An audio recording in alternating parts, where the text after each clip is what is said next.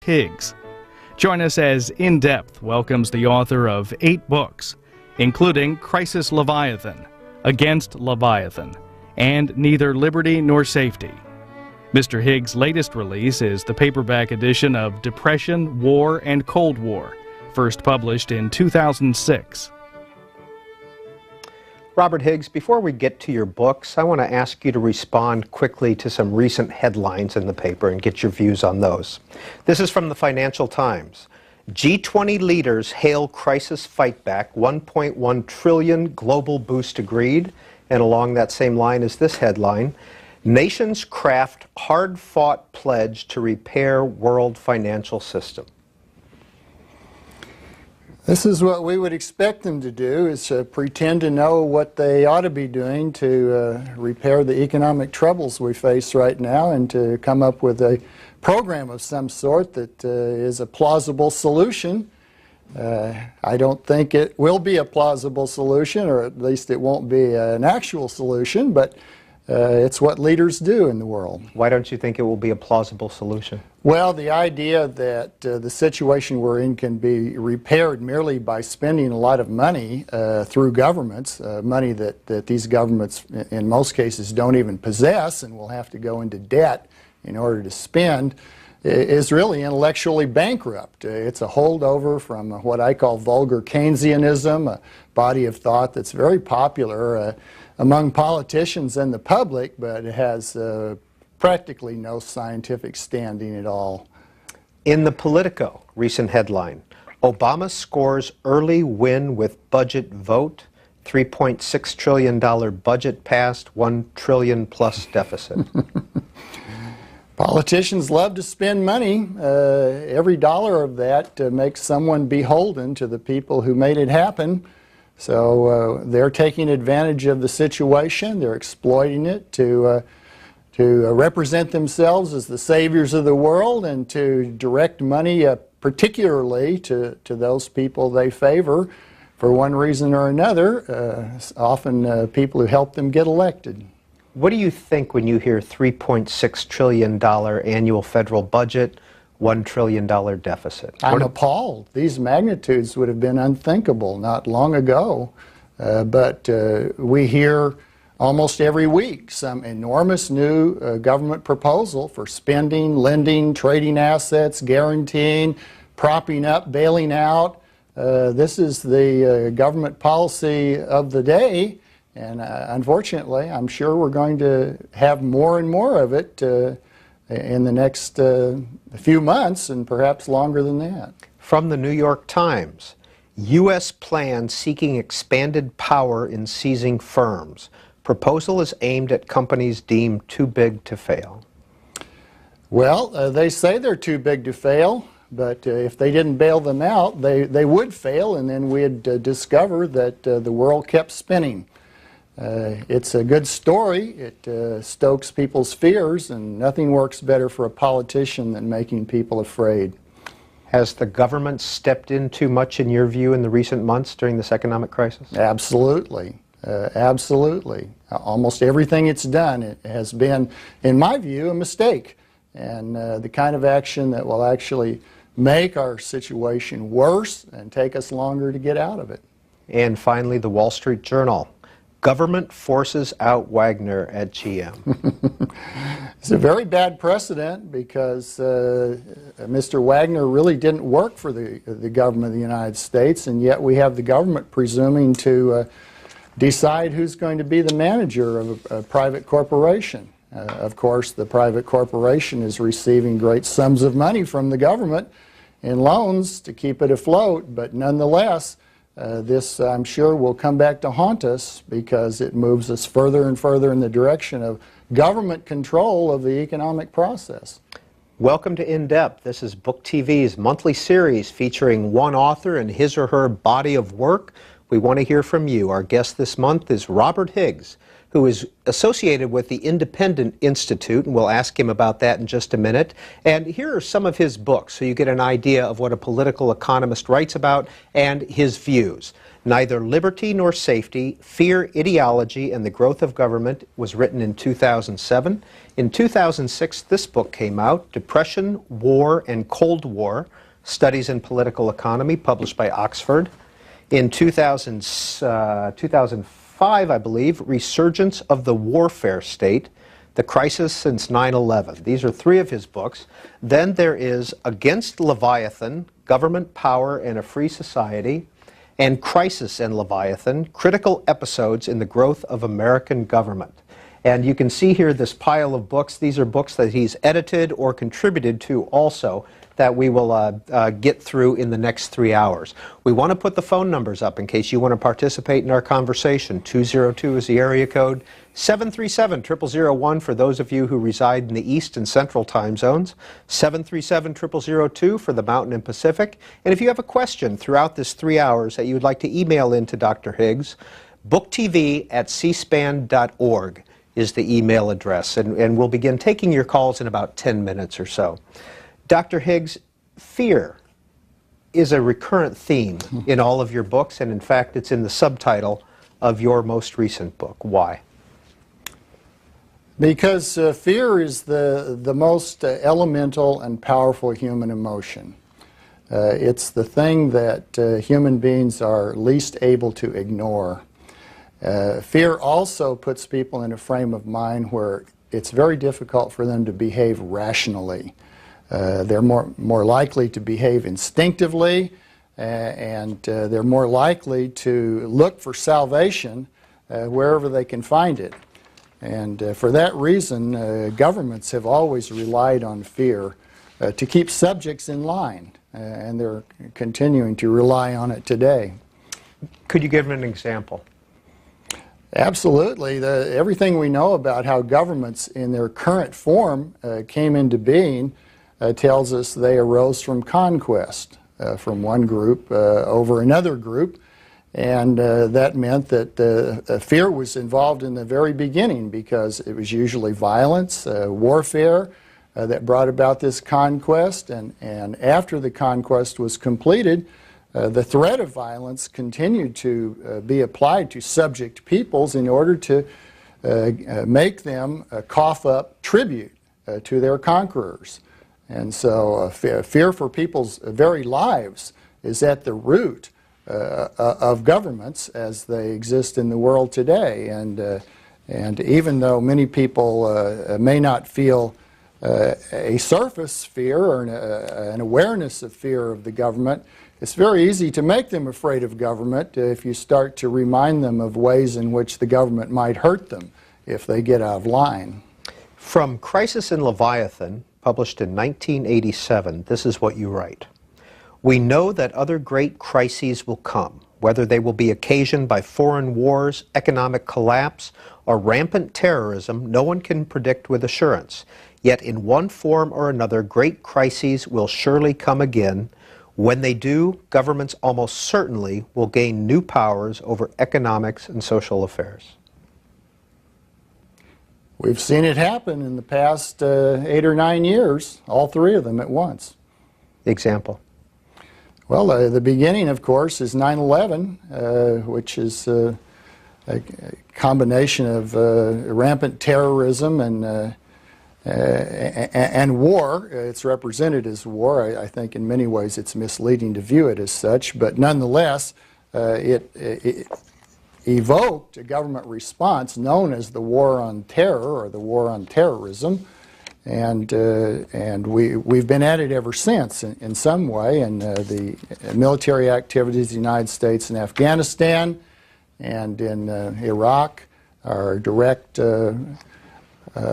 consequences of that attack. Now, we've also had certainly economic debacle that became especially apparent starting in the summer of 2008 and grows steadily worse as the recession deepens. So we certainly have the economic problems that have caused a lot of fear and concern and political response.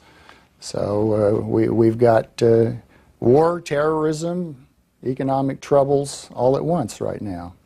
In Neither Liberty Nor Safety, published 2007, you have a chapter called 18 Problematic Propositions in the Analysis of the Growth of Government. What are these propositions?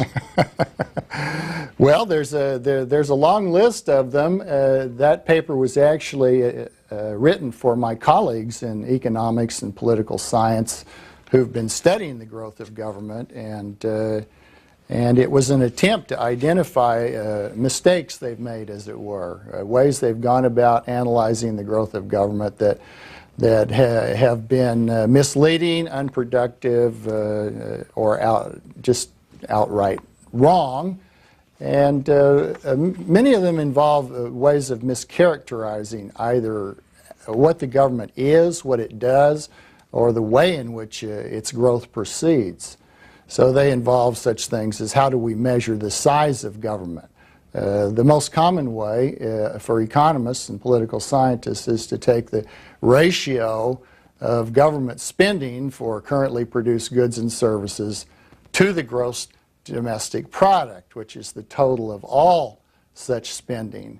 And that ratio can be tracked over time. We have data for the advanced countries that allow us to analyze it year by year.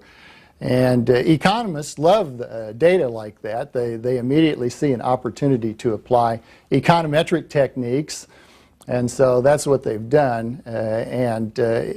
This was all right as far as it went, but unfortunately, very often the government has grown in ways that don't show up in this measure because it simply doesn't track, doesn't allow us to discriminate sufficiently all the actions that government has taken and what their consequences have been or might be. So what do you propose to either add to it or subtract from it? My approach has been to look at a variety of measures, and particularly to look at evidence not simply of a statistical kind. When I wrote my book, Crisis and Leviathan, I made quite a bit of the idea that government power often increases even though it doesn't cause the ratio of government spending to gross domestic product to rise. And in fact, it may even occur when that ratio is falling. If the government were, for example, to begin conscripting soldiers rather than hiring them in the labor market, we might well see government spending fall because it wouldn't pay very much to the conscripts. But nonetheless, the movement from voluntary military service to conscription would certainly signify an increased exertion of the power of government. Proposition 15 out of those propositions in Neither Liberty Nor Safety: government grows in order to supply public goods that the public demands, but the free market will not supply. True or false? Well, that's one of the standard rationales economists propose to account for the growth of government. I think it's a bad explanation in the sense that most of what the government has come to do over time doesn't even plausibly fit the category of being a supply of public goods. In economics, public goods are very strictly defined. They have to be goods that once produced are available to everybody, so they're non-rivalrous in their consumption. And they have to be goods from which no one can be excluded once they have been produced. And certainly most of the things that government does are not even approximately public goods. So it makes a good rationale in economic theory. It's good on the blackboard, but historically speaking, it's very weak. You also write that the U.S. has more than 87,000 separate governments, more than 60,000 with the power to tax. Yes. We have, of course, a national government, 50 state governments, more than 3,000 county governments, and then below that we have city governments and special districts of every imaginable kind, and many of these have the power to tax, besides the power to make rules that everybody subject to the jurisdiction has to obey. How often are those rules conflicting? very often, as you would expect in such a complex system. In fact, you don't have to look at all these different governments. Within any one government, you often see rules that conflict. Robert Higgs, what's the Independent Institute? The Independent Institute is a nonpartisan, not-for-profit organization that's devoted to the study and education with respect to particularly public policy, but the interests of the Institute are much wider ranging, and the Institute takes an interest in many things that have some connection with public policy, but not necessarily at the policy stage at that moment. They study a variety of proposals for future ways to change policy, and they study the history of how policies have operated in the past, and so it's a very wide scope of interest at the Independent Institute. How is it funded? It's funded through private donations from individuals, foundations, corporations, and to some extent from its own activities, such as sales of books and reports. Would you call it a free market think tank? Is that fair? Oh, that's fair. It's certainly fair, yes. How'd you get associated with it? I became associated with it because I had known David Thoreau, who's the president of the Independent Institute, for a number of years before I left academia. And in fact, I dealt with him when he was the president of another such organization called the Pacific Research Institute. And when I did leave academia and I was looking around for a new place to land, David and I quickly got together and agreed that I could do something for the Institute, and so I've been doing something for it ever since. And what were you doing in academia? I was a professor of economics for 26 years, and where'd you teach? I taught for 15 years at the University of Washington in Seattle, and then at Lafayette College in Easton, Pennsylvania for 6 years, and then for 5 years at Seattle University. Education? Did it educate me? No. What's your education? Sorry.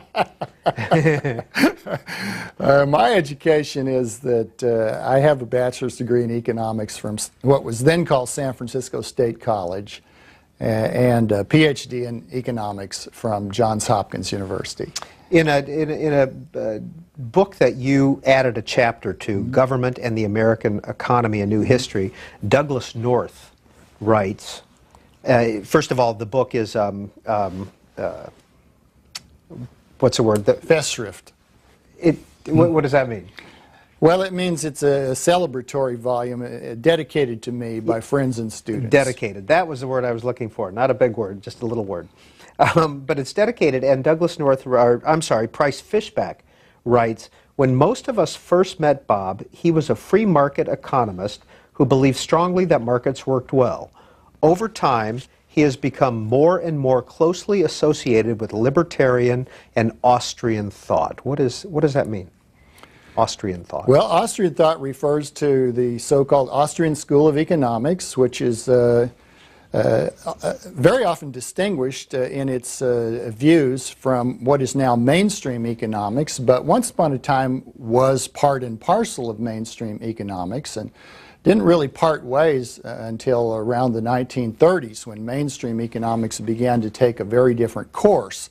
But the Austrians have stuck to their guns, and they differ in a variety of ways. Their conception of what economics is about and how it ought to be studied is different from mainstream economics, and their ideas about how the economy operates are quite different in some ways, not in all ways, because as I said, the Austrians were once simply economists among other economists and didn't stand out at all. And some of the great Austrians include Karl Menger back in the 19th century, and Eugen von Bohm-Bawerk, and after that Ludwig von Mises, F.A. Hayek.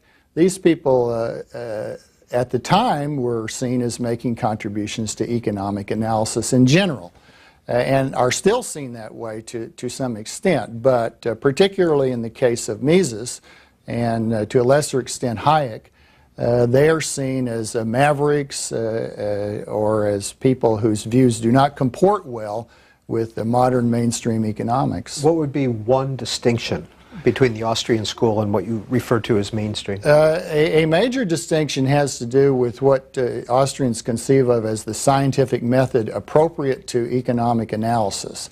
Modern mainstream economists think that the scientific method of economics ought to be basically the same one used in physics or chemistry.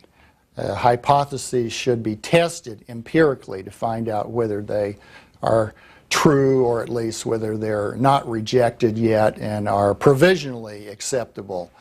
But the Austrians start with a conception of what they take to be axiomatic truths, and they proceed deductively from that, and the propositions they arrive at are accepted as necessarily true. They don't need any testing, and if we tested them and found them false, we would conclude there's something wrong with the test.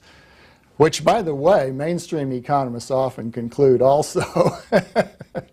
And who is Price Fishback who wrote that? Price Fishback is a dear friend of mine and was one of my PhD students at the University of Washington in around 1980, early 1980s. Our guest is Robert Higgs. This is C-SPAN's In-Depth program, and the first call for him comes from Evansville, Indiana. First off, I want to thank C-SPAN for their programming. I'm an avid viewer. Mr. Higgs, I have a question. Earlier in the program, it became clear that you disagree with either many of the things our current administration may be deciding to do, or all of those things. Respectfully, what would you do, or could you pick out maybe one or two major decisions the current administration has decided to do in the last 60 days, or even the last a major decision the last 6 months of the previous administration, what they've done, and what you would propose in the alternative? Well, let's go back to the original bailout plan of early October last year. This was an act of Congress to provide the $700 billion originally for the purpose of having the government purchase so-called toxic assets from financial institutions. And this was a terrific mistake, and the government itself may have seen that because they never used the money for that purpose. Instead, they decided before long that they would use the money to inject capital into financial institutions, and so they did that, giving cash to banks and taking in exchange preferred shares and warrants, which is to say ownership stakes in those institutions. So that was the plan, and that was a disastrous plan, because not only did it mean that politically favored institutions got preferential treatment from the government at enormous expense to the taxpayer, but it also represented an intrusion in what should have been a market process, whereby institutions that had been badly managed, that had acquired assets that had little value and therefore were insolvent, ought to simply have been permitted to go bankrupt. The market system is a system of profit and loss. If badly managed institutions are not allowed to fail, then all the incentives are switched around, and what we end up with is a system of private profit and public loss, where the losses are socialized across all the taxpayers. More recently, we get to the Obama administration with its stimulus plan, another enormous package of spending projects, which are extraordinarily diverse, but probably the best simple way to describe them is to say that they They represent handouts to virtually every interest group that the Democratic Party identifies as its friends. And much of the money is going to state governments and local governments, the federal government, of course, for a variety of sweet-sounding projects, such as green investments in insulating buildings and the study of global warming and whatnot. But if you go down the list, although it's often advertised as aimed at providing infrastructure projects, bridges, roads, what have you, a very small proportion of the total package is actually allocated to those purposes. It's pretty much a bailout or a prop-up for government employees more than it is anything else. And if you go to the Independent Institutes website or to the Christian Science Monitor, you can find this recent op-ed by Dr. Higgs. Instead of stimulus, do nothing. Seriously. Houston, Texas, thanks for holding. You're on with Robert Higgs. Thank you. I appreciate the time to ask a question. I was calling because there's so much conversation now about how we're using this money, and there was a situation yesterday about a book regarding the ranking of the presidents, and one of our lowest-ranking presidents, Chester Arthur, during his administration, whether he can take credit for it or not, passed the Pendleton Act, which was basing government jobs on merit. And what I was wondering is with all the other opportunities that people have to rationalize why they do things, very seldom is it the best, is it the right thing to do. So I was wondering how you think we can get the country back on track by people following their conscience instead of what's easiest, best, legal, or profitable. Thank you. Well, my motto would be, don't just stand there, undo something. We live in a world where the government at every level has intruded into private life and into economic life in countless ways. And the consequences have been often destructive, often counterproductive, and we desperately need to reduce the size, scope, and power of government. If we were to do that, we would not be at constant risk of having the government foul up our lives. So long as we have a government, we're always at some risk, but the bigger it is, the greater the risk. So there are any number of things that can be undone, and every time one of them is undone, I think we move in the right direction. In Against Leviathan, published in 2004, in the introduction you write, "If I had to use a single word to describe what is fundamentally wrong with government today, I would use the word fraud." I think I would choose that word because it tells us that government is not what it purports to be. It represents itself as everybody's friend and everybody's savior, as if it either knew what to do to achieve those ends or had an incentive to take those actions, even if it knew what to do. And both of those things are historically demonstrably false. Government officials know mainly how to get elected to public office. That's pretty much the extent of what they know. And after that, it's pretense. It's bringing in experts selected by them to do things that purport to be sensible. But, of course, they're not going to bring in any experts that propose programs that would really be averse to their political interests. Thaxton, Virginia. Good afternoon. Good afternoon. I would love to be able to have a very long dinner with your guest. This is just fascinating. Thank you for C-SPAN. How do we recover from the mess, from the damage that's already been done? Is one of my questions. How do we return to the free market principle where that states if you fail, you go out of business? Third question would be, how bad do you think this economy is going to get, and how do we recover from it, and can we stop this trend? Well, getting back to the free market would require that we travel a very, very great distance. So I think for the foreseeable future, the best we can hope for is that we'll move in the right direction. And at present, we're not. We're moving still in the wrong direction of reducing private property rights and enlarging the power and scope of government. So we have to first stop moving in that direction. Now, I will say that because these government actions are so counterproductive, they're self-limiting in a sense. There will come a time, for example, when government cannot spend any more money. There are limits. The U.S. government acts as if it can spend as much money as it cares to. If it doesn't have the money from tax revenues, it can borrow it. But there may come a time when lenders will not show up, and so it can't be borrowed. And in that case, the government will simply print the money, or as it's done now, electronically credit itself with deposits.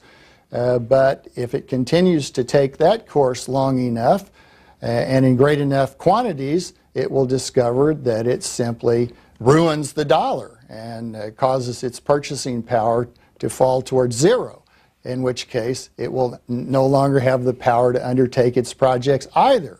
So there are limits, but unfortunately the kinds of limits I've just described are potentially ruinous for certainly our economy and those of us who make it up, as well as many parts of the rest of the world. So, well, one certainly hopes that the government will have enough sense to eventually recognize that it's moving in a ruinous direction, to call a halt, and then to move back in a more sensible direction. And the caller's third point, is it going to get worse? I think the economic situation will get worse, at least for the next few months. I don't pretend to be a fortune teller, so I'm not going to act as if I can tell you what the future holds. I really don't know, and nor do I think anyone else knows, because it depends on a great many actions that have still to be taken. The government is going to continue taking actions. It's going to continue muddying the waters. And as it does so, private individuals are going to continue to react to changes in the situation and changes in the government's actions. And this action and reaction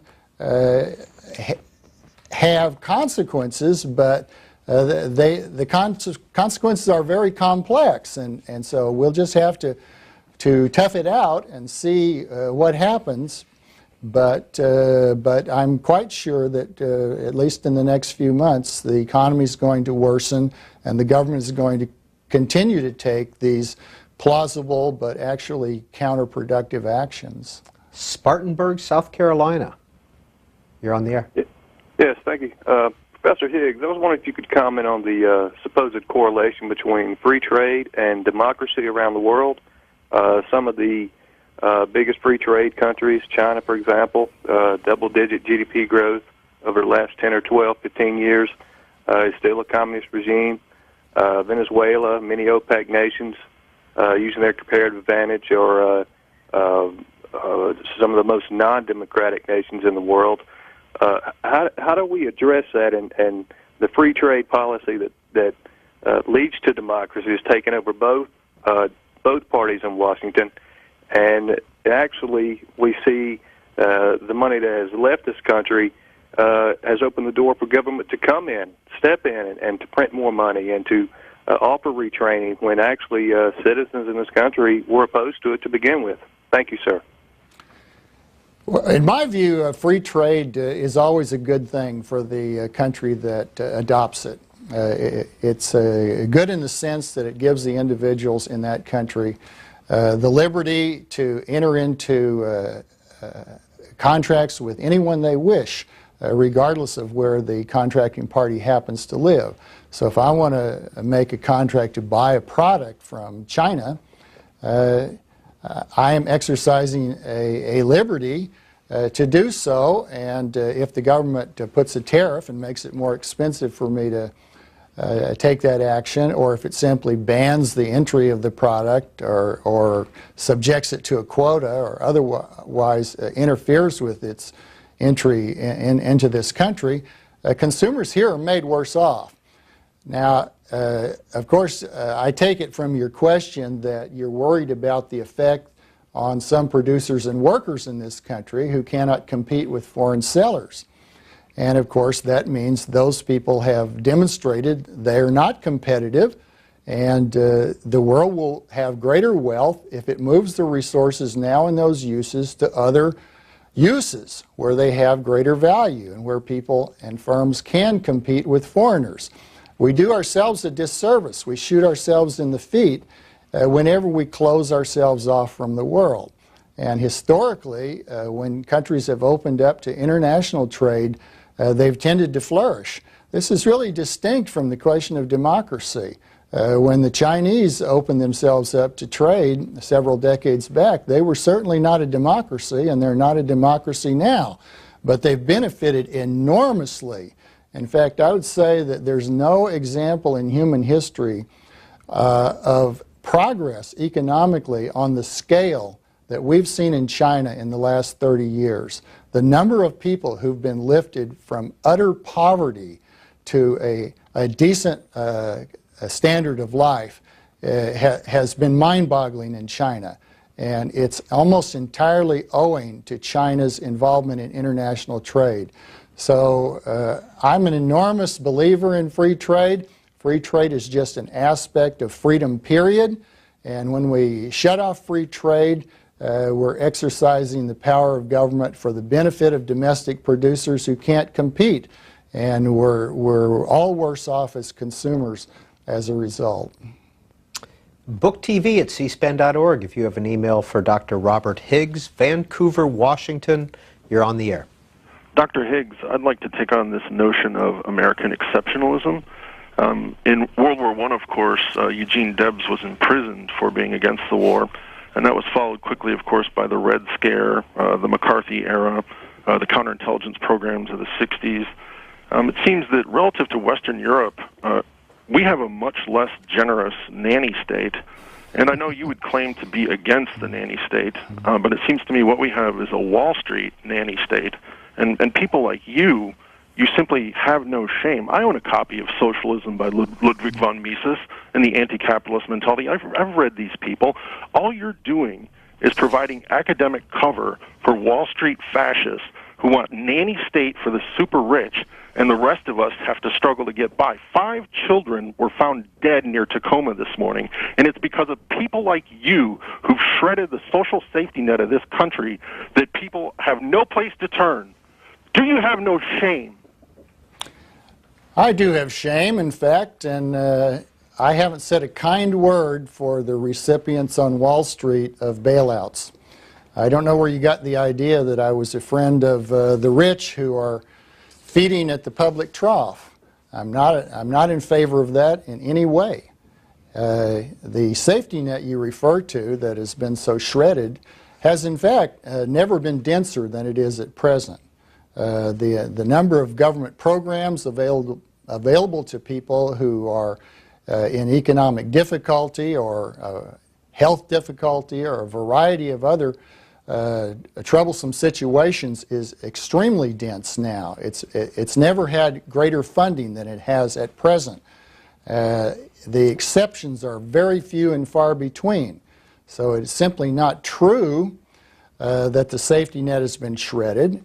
It's extremely regrettable that the big financial institutions have been able to use their political clout to basically loot the taxpayers in these bailouts of financial institutions. I've never supported that, and I'm not going to start supporting it. But my concerns are not with a group of capitalists. My concern is with human liberties, period. The terrible actions that were taken by the Wilson administration to persecute people during the war and after the war during the Red Scare, all of these subsequent actions government has taken in our history are to be condemned and denounced. And I don't hold a brief in any way for the fascists. I think my work will comport with that. And if you really had read and understood Mises' book, Socialism, and his book, The Anti-Capitalist Mentality, I think you would alter the views from the ones you've expressed. Dr. Higgs, that gentleman used the term social safety net. What does that mean to you, and do you agree with it? It's an expression for the various forms of government assistance available, what we generally refer to as the welfare state, income supports, food stamps, housing assistance, et cetera, et cetera. There's an enormous number now of programs funded by government and managed by government available to assist the needy. Are they necessary? I don't think they're necessary. They certainly are necessary in the short run, which is to say if we eliminated them tonight, then tomorrow a large number of people would be in difficulty because they've become dependent on them. But they weren't necessary in the sense that had they never been created, alternative means would have been used to take care of the people who got into trouble, just as alternative means had historically been used throughout our history. People before the creation of these government measures relied on their neighbors, their relatives, their friends in the churches, in the lodges, in the labor unions, and there were thousands upon thousands of fraternal organizations in this country providing assistance to people who were unemployed or sick, or aid to the survivors when people were killed on the job, for example. So that certainly was never the case that no alternatives existed, and had the government never created these welfare state measures, then it doesn't mean that people would have starved in the streets. I don't think it would mean that even if they were all abolished tonight either, because if it did mean that, it would be a terrible statement about the kind of people we are. I think we're better than that, but we've certainly been compromised in our integrity by the existence of these government programs. And another term that you use so that we can talk about all issues, resurgence of the warfare state. In this book, you write that, I propose that in any consideration of future defense budgetary costs, a well-founded rule of thumb is to take the Pentagon's always well-publicized basic budget total and double it. A great deal of military spending is not put in the accounts in the Department of Defense category. And some of these elements that are placed elsewhere in the budget are quite large. Certainly, people are aware that the Energy Department is running the nuclear weapons program, but people tend to overlook that Homeland Security, which is certainly a defense function, has a separate department. Veterans Affairs, which is kind of deferred costs of operating the military, has its separate department. And an enormous factor which many people forget about is that in the past, much military spending has been paid for by borrowing money, which meant that the government had to service the debt it went into, and it's still servicing that debt today. So a great deal of the interest costs that the government now pays ought to be attributed to the fact that the government first incurred this debt for the purpose of military expenditures. And those amounts are quite large indeed. And when you add up all of these other elements of military spending that aren't officially accounted for in the Department of Defense budget, you can approximately double that DoD total. It's a rough rule of thumb. It may not be exact at any particular year, but in recent years it's been a good approximation. Orange County, Missouri, thanks for holding. You're on with Robert Higgs. Yeah, I'm not as well educated as these other callers have been calling, but, a man said one time, a man is not an island to himself. And as a civilized civilization, we would, if you didn't have a government, you just have mob rule. The strongest guy with the biggest gun would be the leader, right? And so I spent 6 years in the military, tried to defend this government, or did what little bit I could. And I appreciate where we live. And I'm 71 years old now, and I draw Social Security, but I paid Social Security all the time that I worked for 50 years, you know. And I don't feel it's really welfare that I'm drawing. You know, if I didn't have this income, I've saved enough. I could probably live without it.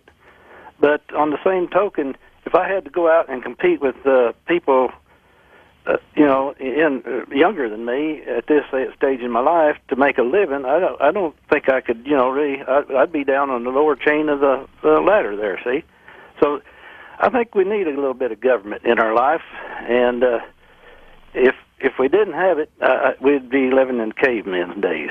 I'll get off here now. Thank you, caller.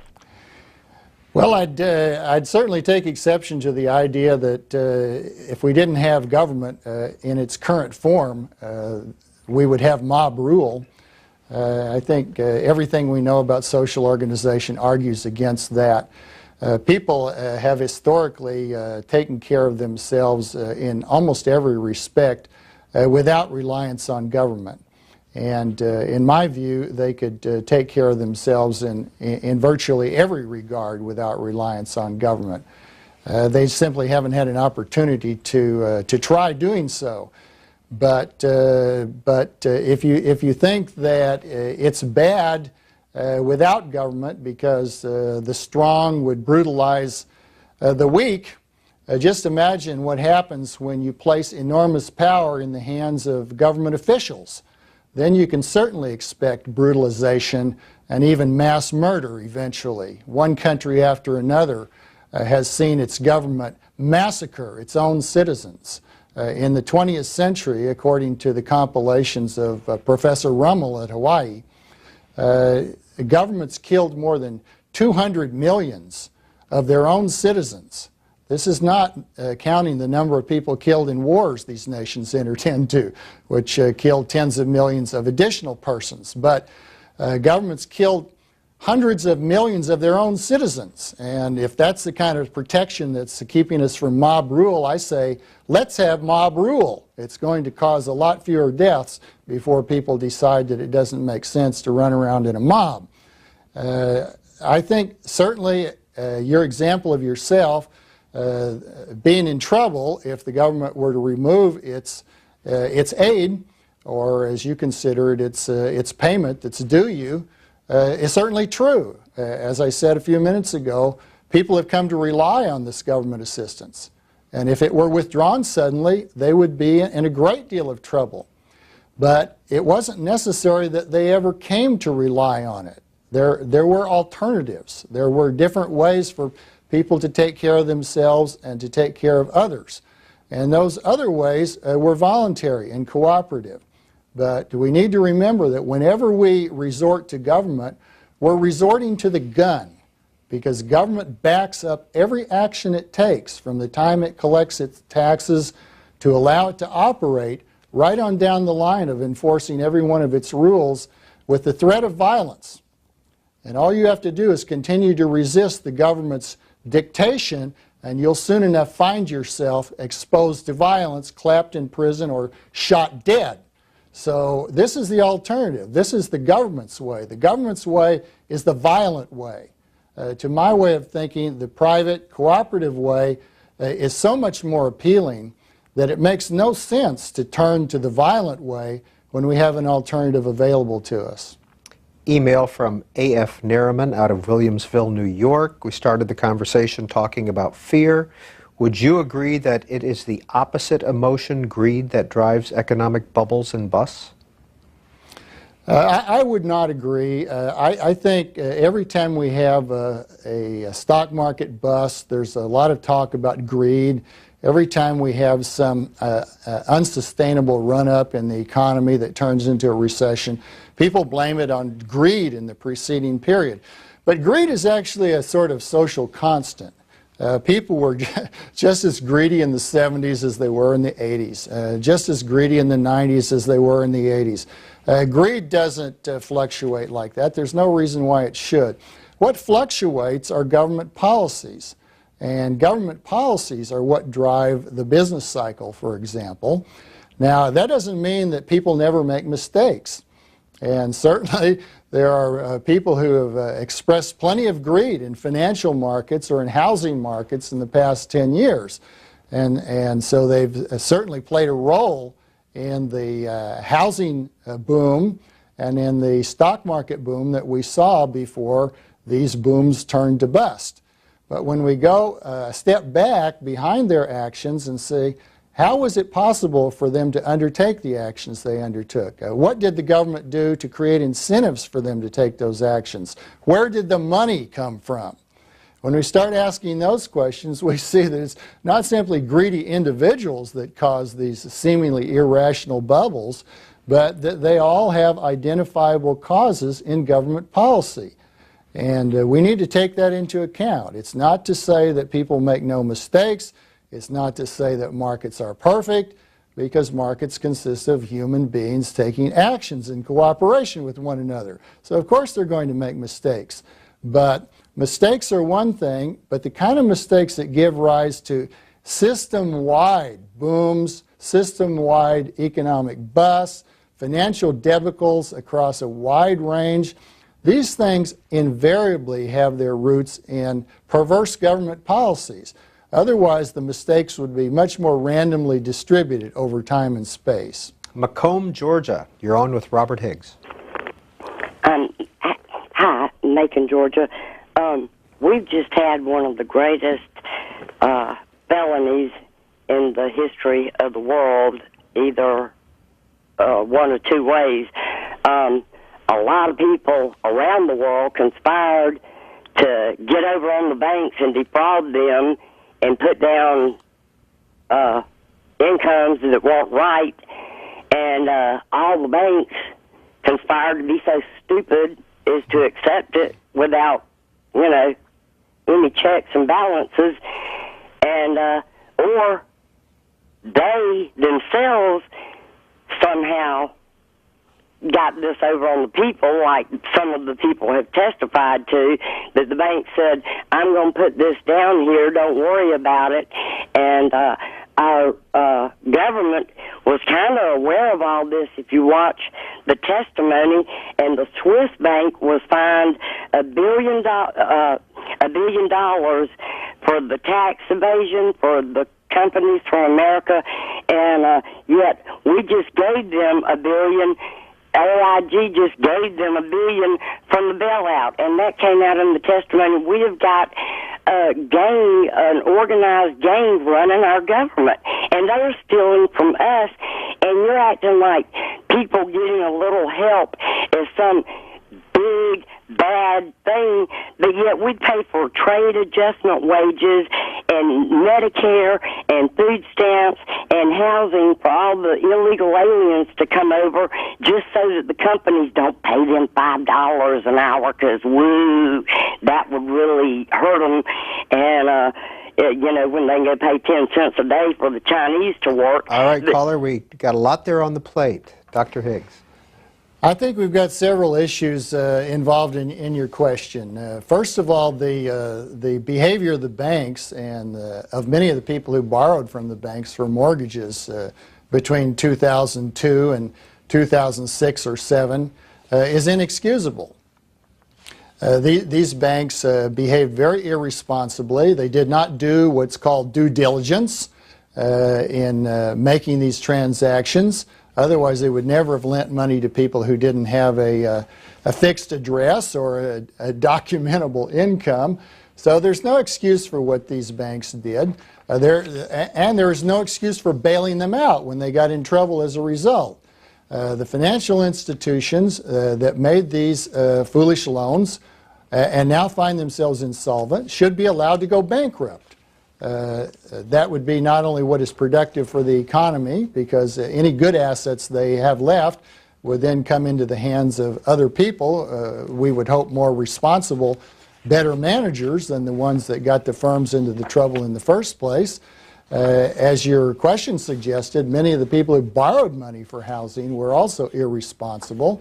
No one twisted their arm, as it were, to sign up for mortgages they had no good prospect of being able to repay, and yet they relied on the foolish idea that they would forever be able to make money from rising housing values. Anybody who's looked into the matter at all knows that real estate rises and falls. It goes through regular cycles historically. So the idea that it was always going to rise and never fall again verged on idiotic. And it was not simply an assumption made by many borrowers, but also an assumption made by people lending money and people who ought to have known much better than that. But the idea that we are now bailing out these big institutions by basically stealing from the taxpayers to do it is wrong. I denounce those actions. I don't defend them in any way. And it doesn't mean that the people who are taking handouts at the bottom of the economic pyramid are necessarily to be praised either. People should not get what they do not deserve.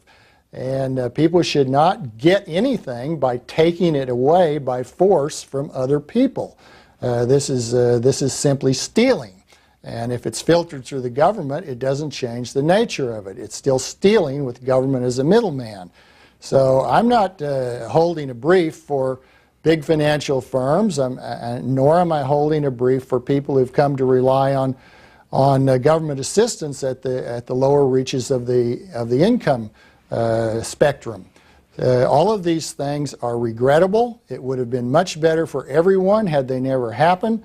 They have happened, and now we find ourselves in such a messy situation that it's well nigh impossible to foresee ever getting free of these kinds of government coercion and returning to a much more peaceful, voluntary arrangement. Two of your books, Crisis and Leviathan and Against Leviathan. Who and what is Leviathan? Well, Leviathan is a term often used to refer to a very big, powerful government, and it goes back to Thomas Hobbes' book called Leviathan from 1650. Hobbes is one of the greatest political philosophers of all time, and people who know anything about his ideas will recall that for Hobbes, Leviathan was a good thing. We need to remember that Hobbes was very much influenced by living at a time of chaos and violence during the English political struggles and warfare in the mid-17th century. And apparently it made him so despondent of the possibility of restoring peace and order that he developed a body of thought in which he said, if we only surrender all our rights to the sovereign in exchange for his keeping the peace, then it'll be a good trade.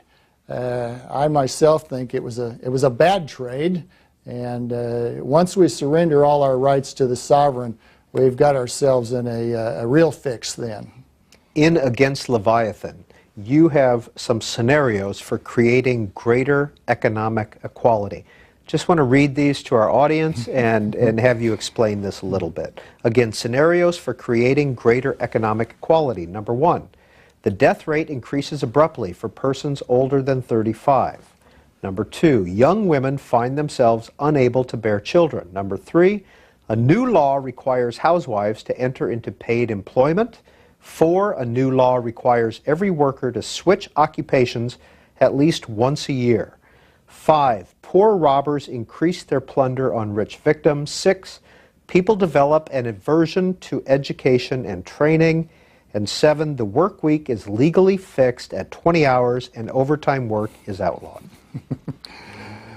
Those were in the nature of reductio ad absurdum to show that the reason some people have much higher incomes than other people has a great deal to do with their taking actions that everyone recognizes as perfectly within their rights and perfectly natural for them to take.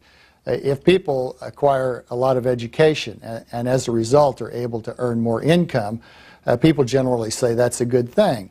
And yet, other things equal, that makes income less equally distributed than it was before. We have someone move out of the lower or middle ranks into the upper ranks by virtue of an advanced education.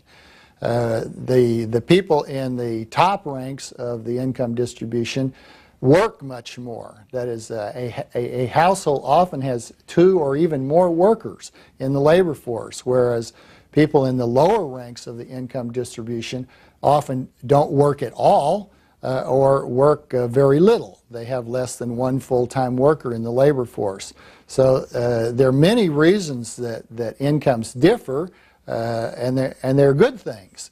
If we got rid of them, we could only do it by tyrannical government actions that would, sure enough, tend to move people toward equality of income, but would be social and economic disasters in the process. Little Rock, Arkansas, go ahead. Mr. Higgs, you always bashing the role of government, but I got a question for you. Are you willing to give your Social Security checks back to the government? That comes from the government. Are you willing to do that? I'm sorry, could you repeat your question? Are you willing to give your Social Security check back to the government? That comes from the government, and you always bashing the government role. Are you willing to give your Social Security check back? Do you receive Social Security, and would you be willing to give that check back to the government since that comes from the government, is what that caller is asking you.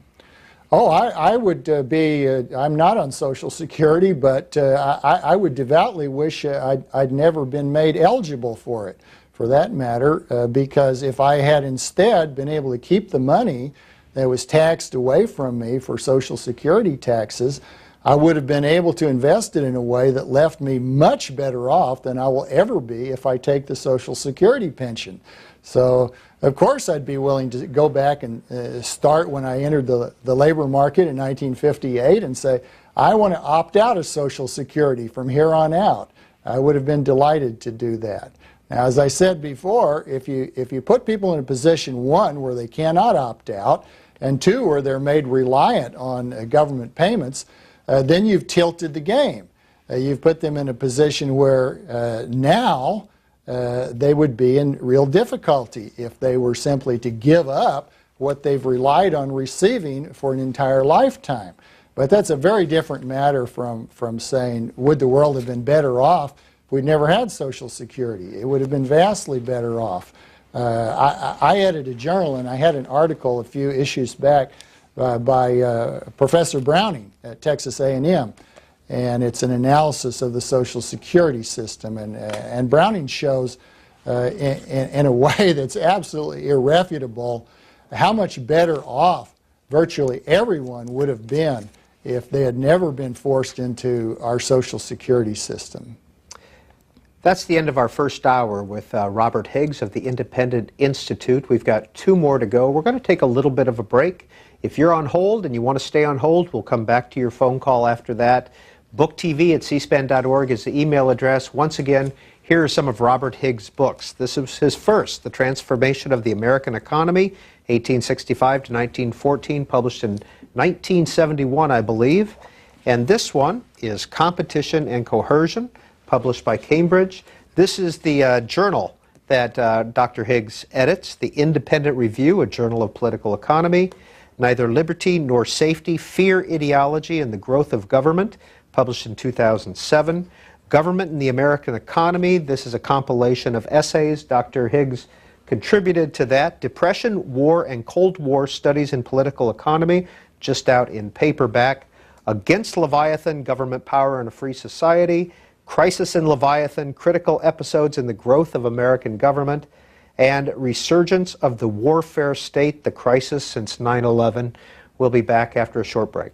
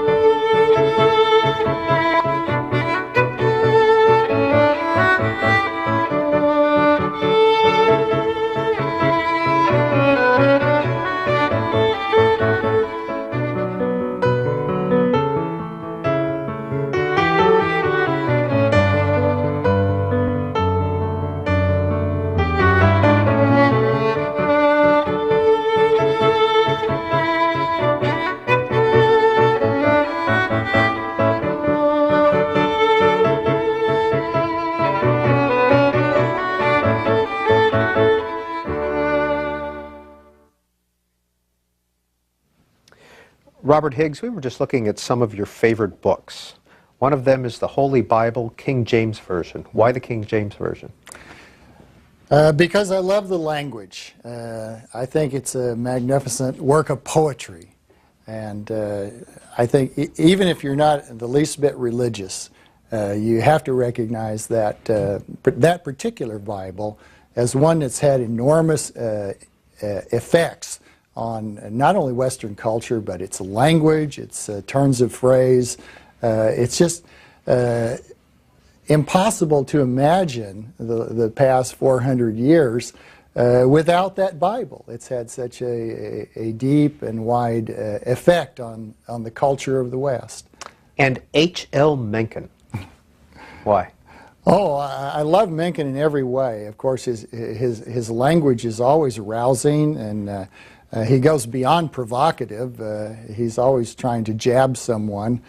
But Mencken, although he's often credited as a rousing writer, I think was actually a very deep thinker as well, and he's not often credited for that. I think he had very much figured out how the world works, and unlike many stodgy professors, he was able to express his observations in a very engaging way. Do you think that you and H.L. Mencken would agree on political issues? We'd certainly agree on a great many of them. I don't know whether there's something we would disagree on. There might be, but I think I would have a great deal of agreement with Mencken. I wish he were here today. We need him. We are back to taking your phone calls with Robert Higgs, our guest for In Depth this month, Uniontown, Pennsylvania. Thanks for holding. You're on the air. Hi, thanks for taking my call. Hi, Professor Higgs. Where to start? Greed basically means wanting or taking more than one needs. But in the business world, you have profit maximization, which means getting as much as you can. And I would see that that was even more virulent than greed. Okay, so we go to that sterile environment, and then you add to that the deregulation that started under the Carter administration that allowed for the S&L crisis. And you had deregulation that happened at the end of Carter administration. You had the Gramm-Leach-Bliley Act and the Commodity Futures Modification Act, which allowed for things like Enron and our present crises. What do you think about deregulation?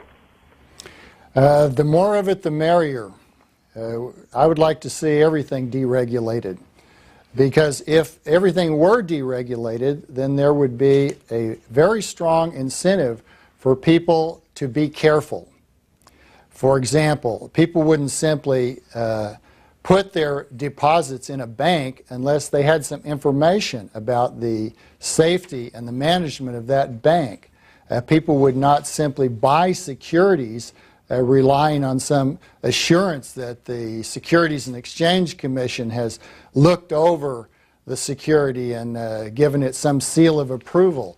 Every time the government regulates something, it creates a false sense of security and leads people to neglect the kind of care that they ought to be giving to the management of their own affairs. Now, of course, when something goes wrong, the tendency is then to turn around and blame it on deregulation, if any has occurred.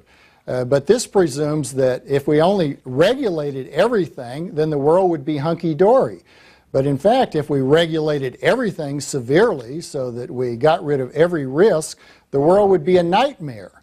We rely on the fact that people have scope for risk-taking, and we rely on the fact that people will take measures to protect their own interests. And the idea that somehow we can rely on these government employees as if they cared about us as a mother hen cares about her chicks is something that historical evidence shows is verging on a joke. These regulators very often are in bed with the people they regulate, very often looking forward to a lucrative job in the industry they're regulating after they leave the regulatory agency. Very often people who came from the industry they're regulating before serving for a time on a regulatory agency and then returning to the industry. There's a revolving door that's very well documented. And I think it's simply a kind of childishness to expect that we can rely on these overseers in the government to do the right thing and to protect us from behaving foolishly or rationally or unwisely. We can't do that. We know we can't do that from the way the historical events have taken place in the past. Paul from Tallahassee, Alabama emails in, some government agencies, EPA, USDA, FDA, use methods of calculating the economic cost per estimated life saved to justify economically sensible thresholds of enforcement on public safety issues. Why shouldn't we now insist Homeland Security apply the same method and start estimating the unit costs of measures for saving lives and properties from terrorism and other forms of state insecurity? Well, I would not consider that an improvement. Homeland Security is something that could scarcely get any worse managed in my judgment, but this might be one way to do it. These agency calculations that purport to use the value of lives saved are extremely controversial at best. In fact, all the kinds of studies that government agencies do to justify their actions are extremely iffy.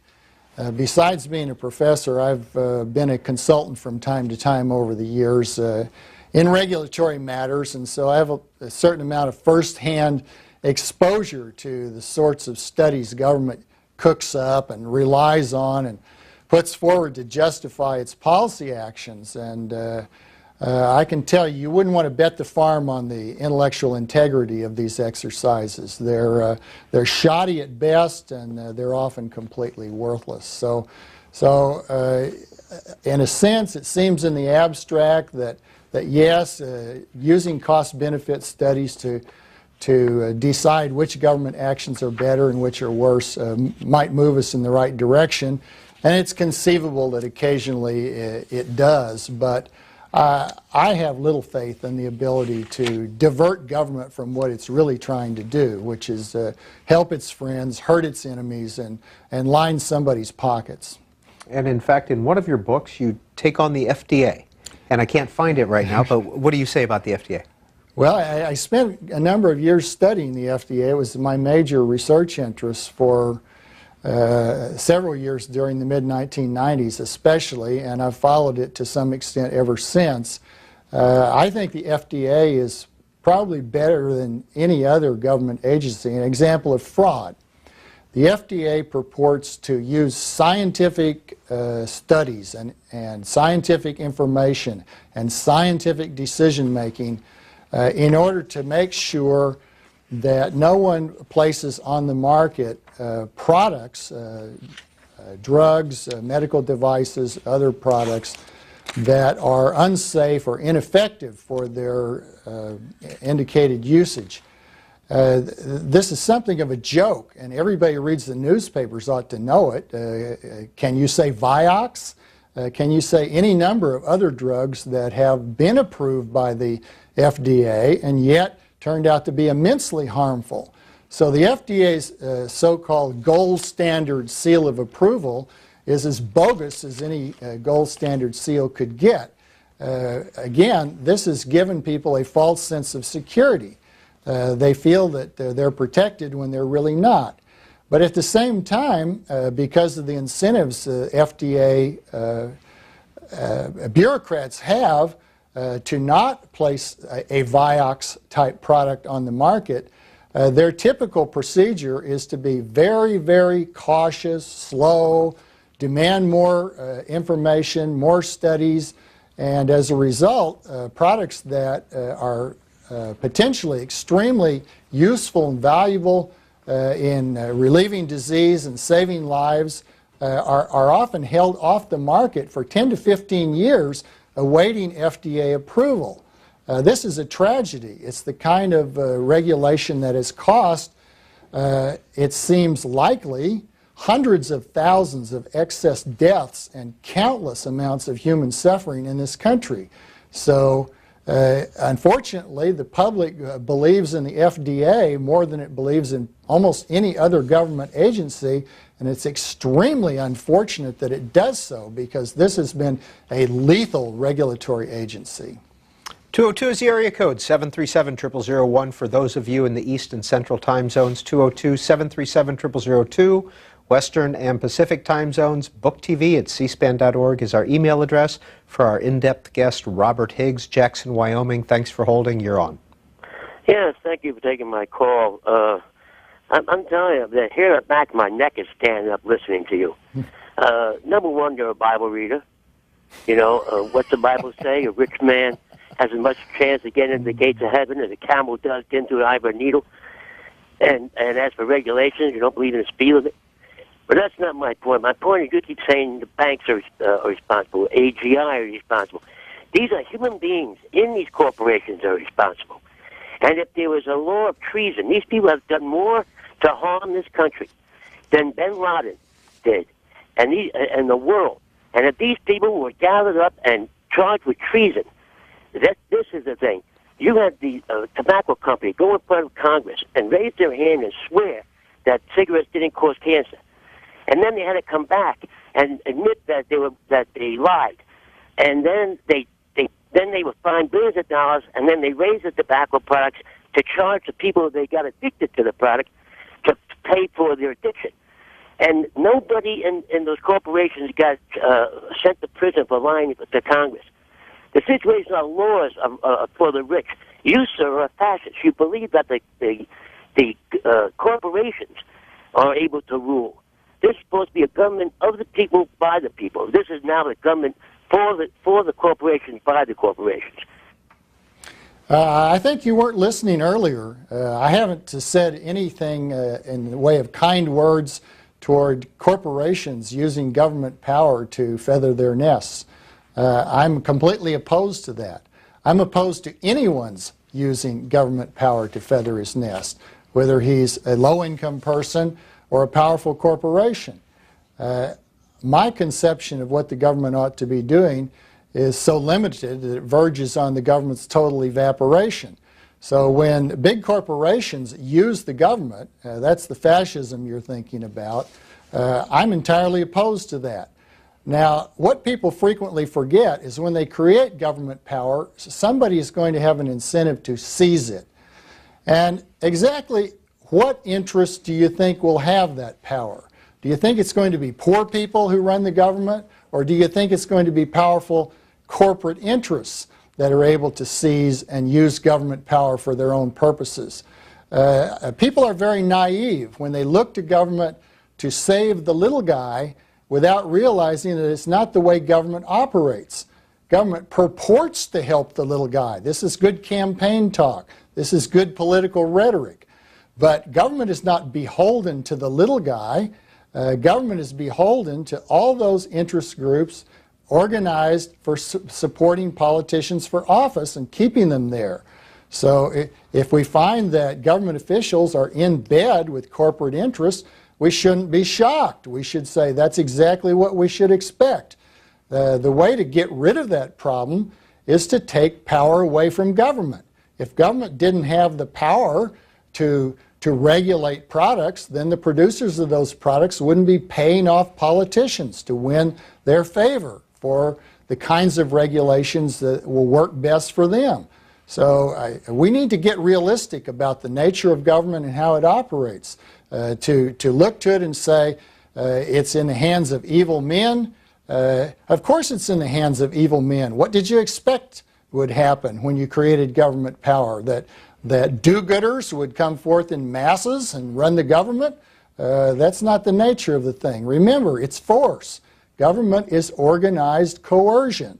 And when you have that kind of power available, it creates an enormous magnetic attraction for the most unscrupulous interests in society. It's like a loaded gun lying there waiting for someone to pick it up and use it for illicit purposes. So create a loaded gun at your own peril. Vincent in Boston emails, Dr. Higgs says he does not support corporate bailouts, but he is evading the fact that a natural result of completely free markets and minimal government regulation is the growth of these too-big-to-fail entities. Is he saying that the systemic risk of letting these entities fail, as predicted by large numbers of economists in academia and government, is a fraudulent argument? I am saying it's an almost fraudulent argument. We've heard a great deal of talk in the past 9 months about systemic risk.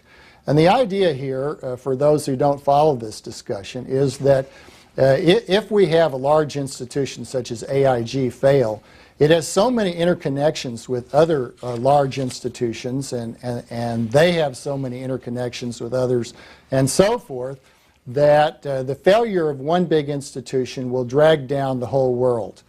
This is an allegation more than an established scientific fact. And in fact, the best study I've seen of systemic risk, which was published a couple of years ago in the Journal of Financial Economics, found that systemic risk is a very, very small risk, almost negligible risk. But it's a very fine political lever, because politicians can come out and say, look, I know you people don't like the fact that we're wrenching money away from you and giving it to these big financial organizations, but we have to do it, because if we don't do it, your whole world is going to go to hell. That makes a great story. Perhaps some of these politicians even believe it, but there's no reason for us to believe it. There's no foundation for it. If we don't let big institutions go bankrupt, then we've simply changed the nature of our system. We've changed it from a market system, a system of profit and loss, into a system of private profit and socialized loss, which is a real fascist type system. And I'm sorry to see that the actions the government has taken in the past 9 months move us a considerable distance in that direction. And I say it's time to perform an experiment. Let some of these big institutions find their own way out of the trouble. If they can't do it, it's the market's way of telling them that they're not worth saving. If they're not worth saving, then why are we taking money from taxpayers to save something that isn't worth saving? I think it's a fraud to bring up systemic risk every time the government goes to bail out some of its friends in big financial institutions. Greenwood, South Carolina, you're on with Robert Higgs. Good morning. Thank you for C-SPAN. Mr. Higgs, I'm confused. You seem to enjoy the benefits of the government and the country, but at the same time you want to bite that hand that feeds you.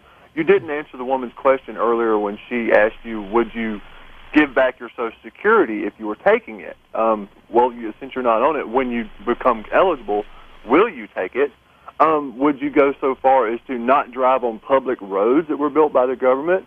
And would you go so far as to give back your land that you own back to the Native Americans who were here before the government seized their property? Where does this thing end? It seems a very reptilian type of mentality. Thank you. Well, as I said before, once you live in a world that is pervaded by government influences, where the government has built almost all the roads, where the government has taken money from people, including from me, since 1958 for Social Security taxes, to ask people at that point to forswear the use or the benefit that was promised them in exchange for their having paid taxes and obeyed rules for an entire lifetime is not exactly a good test of anyone's sincerity, and certainly not a good test of his reptilianism.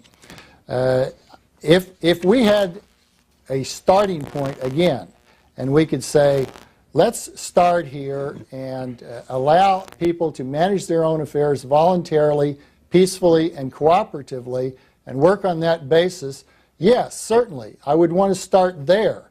It's not an option for us at this point to start there. We can't efface a world that has been shaped and damaged and directed for centuries by government intrusion that ought never to have occurred. So here's where we find ourselves. We find ourselves in a cesspool, and we can swim in the contents of that cesspool, or we can sink. If someone wants to ask me to sink because I find myself in a cesspool, I can only say I think that's an unreasonable request. I'm going to try to stay afloat in this world. I don't like the shape it's been put in, but I didn't put it in this shape. I didn't take anything from Native Americans. So I don't know that there's a particular Native American person to whom I've committed an injustice. This is a tricky issue. If you go back in history, you find that everybody's ancestors were abused and subjected to robbery and violence at some point. Does that mean that we're all in the debt of everybody, everywhere? This is a very easy and cheap way of thinking about the course of history. And it doesn't really work. When we wrong someone, there's the possibility of restitution. But there's no possibility for me to make restitution for the people who were slain at Wounded Knee by the U.S. Army. I can't give them their lives back. But at the same time, we need to recognize that I didn't take their lives either. I'm not responsible for what generations before me did. And they did a great deal of wrong. But right now, the generation that I'm a part of is doing a great deal of wrong. And for that, I can raise my voice. I can denounce injustice. I can try to move the world in a better direction. I can't take responsibility for every historical wrong ever done. Robert Higgs is our in-depth guest this month, Phoenix, Arizona. Good afternoon. Phoenix. Hello. Robert Higgs, thank you very much for the education. First time I've heard you. I hear a lot of callers here asking the government to take care of them. This country was founded on individual liberty and the right to go out and earn a lot of money and have freedom. We're losing that freedom on a daily basis. There is a congressman called Ron Paul who is a Republican, and he has a campaign for liberty trying to promote your ideals. He is trying to audit the Federal Reserve, which has a grip on our economy. It seems they don't want to answer where the $700 billion went, or they have an unlimited checkbook to do whatever they want, and they're taxing us for it. If you'd like to join the Campaign for Liberty, please go to campaignforliberty.com and help Congressman Ron Paul pass a new bill he just wrote called H.R. 1207. And if you do know of Ron Paul, can you please comment on him and his ideals? Thank you. I know Dr. Paul, and I certainly share many of the ideals that he promotes. So I'm happy to say a kind word in Dr. Paul's favor. I think he's attempting to move the country in the right direction, and I wish him every success in doing so. And if you'd like to get in touch with our guest, Robert Higgs, you can go to the website independentinstitute.org. It's a .org, correct? Yes. And Larry Sasser emails in, you focus on government taking our freedoms. I believe our founders did a pretty good job of protecting us from government. We do have the ability to get rid of bad actors in the government. Not a perfect system, but that will come when people become perfect. Our founders did not know about corporations and did not foresee their potential power, so did not protect us from them. Corporations now have the most benefits of citizenship without most of the constraints. I fear corporate control of my life far more than government control. Well, that's an interesting point of view, and it's certainly one that many people have. I think it's misguided. To my recollection, no corporation forces anyone to buy its product. Walmart does not hold a gun to my head when I go in to patronize the store. If I chose to stop patronizing Walmart, I'd simply walk away from the store, and that would be the end of the story. Likewise with other corporations.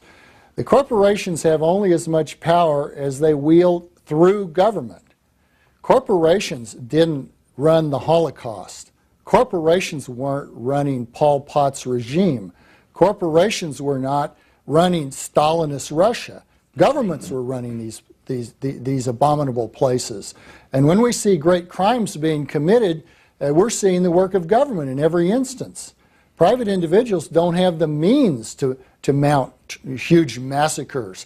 Corporations don't have the means or the power to carry out these great crimes. Only governments have the means, and often, sad to say, they have the incentive to carry out great crimes. So the idea that you're more afraid of a corporation than, or of corporations as a group than you are of government, I think just simply does not comport with the way corporations and governments have behaved in the past. We're talking about the organized control of violence when we talk about government. When we talk about corporations, we're talking about firms that will last only so long as people choose to do business with them. Unless, of course, the government uses its coercive power to come along and bail them out when private individuals no longer want to support them, as the government is now doing for many of these big financial institutions. So we need to draw a distinction between where the real danger lies because of the control of violent force in governments and where relatively limited danger lies because we have competition, because we have somewhere else to go, because we're not at the mercy of a corporation or of corporations as a group. Now, having said that, I certainly believe it's quite obvious that many corporations have extremely large amounts of clout with the government. I was talking a while ago about the revolving door, about the way individuals go in and out of government service. It's most notorious with the Department of Defense, but it happens across the board in government, and this is simply a way of demonstrating that in a government that's got a lot of power, particularly regulatory power or large spending power, it's going to attract interest groups, firms that hope to benefit from some form of government privilege. But it's the government privilege that attracts them. If government were smaller, if it didn't exercise these functions, there would be no attraction there and people would have to compete in an open market. So I simply think it's a big mistake for people to fear the corporations as such. They're not dangerous. What's dangerous is the corporation allied with and making use of government's coercive force. Ithaca, New York. Yes, Professor Higgs, I have a comment followed by a question about the economy. First of all, there are many people who work for little more than minimum wage their entire lives. Today, there are many households where both parents have to work just to make ends meet. It's never been an equal playing field out there. So I am in favor of the government helping people with Social Security and other programs. Now, my question. General Eisenhower warned about the military-industrial complex becoming too powerful. How much of our economy is dependent on the success of the military-industrial complex? And do you see an inherent danger in this dependency? Thank you, caller. A substantial part of our economy is tied to the military-industrial complex. I usually call it the military-industrial congressional complex to indicate the essential role that Congress has come to play in this arrangement or this set of institutions that we refer to with that name. The MIC, this military-industrial congressional complex, emerged in its current form from World War II. It really got many of its powers and its forms actually before the United States entered the war as a declared belligerent. But certainly during World War II, the military complex became enormous. And then after World War II, it was never cut back to its pre-war dimensions. And particularly from the time of the Korean War onward, it's been a major drain. I did a study some years ago that found that between 1948 and 1989, when the Cold War ended, a period there of more than 4 decades, that on the average, the military was receiving about 7.6% of the gross domestic product. Now, that didn't take into account all of these additional kinds of actual military costs I mentioned earlier in the program that are not categorized as military spending, but actually are. So we could magnify that amount considerably if we took those left out factors into account. Now this means that the military is a big deal economically. It's not as big now, of course, as it was during World War II, but it's still substantial, and the people who occupy leading positions in it, whether it's in industry or in the Defense Department or the administration, make powerful decisions that shape important parts of our economic life. In particular, they've had a very disproportionate role in sponsoring and financing research and development. For a long time, most of the R&D in this country was connected with the military and funded by the military, and there's still a great deal of that kind of research and development going on today. What this has meant is that, among other things, the technology that's developed in this country has been shaped with an eye to military uses rather than uses that would be profitable in the market because they're uses that serve the interests of consumers. Sometimes there are spillovers. Things that are developed for military purposes can also be turned to valuable civilian uses, but that kind of spillover has been greatly exaggerated. And in general, if you set out to create a better weapon, that's what you're going to create, not something that's very valuable for civilian purposes. So the military has been a major economic factor. It's still a major economic factor today. Earlier in the program, I suggested a rule of thumb, which would place the military share of GDP in the neighborhood of 8% right now, rather than the 4% that's ascribed to the Department of Defense alone. But in any event, it's important. It continues to be important, and probably more so than its importance for the economy directly is its importance in shaping U.S. foreign policy, because the people who run the MIC are very much engaged in making and implementing foreign policy. And one of the most unfortunate developments in the United States since World War II has been the U.S. operation as a chronic interventionist in the world, and not just an interventionist using economic resources, but military interventionists. We've had these wars in Korea, wars in Iraq, wars in Vietnam, wars in Afghanistan, and we've had a great variety of military interventions of smaller scale elsewhere in the world. We have more than 700 foreign military bases right now scattered all over the world, and a huge navy cruising every ocean in the world. So the United States is almost omnipresent militarily in the world, and this has been not just economically but politically an extremely unfortunate development, because the operation of this de facto empire has changed the nature of American government. It's not only impoverished the American people, but it's caused a great deal of unnecessary death and destruction around the world. So it's certainly to be regretted, not simply for economic reasons. And if you would like to read more about what Dr. Higgs says about the military-industrial congressional complex, Depression, War, and Cold War, he writes rather extensively about it in there.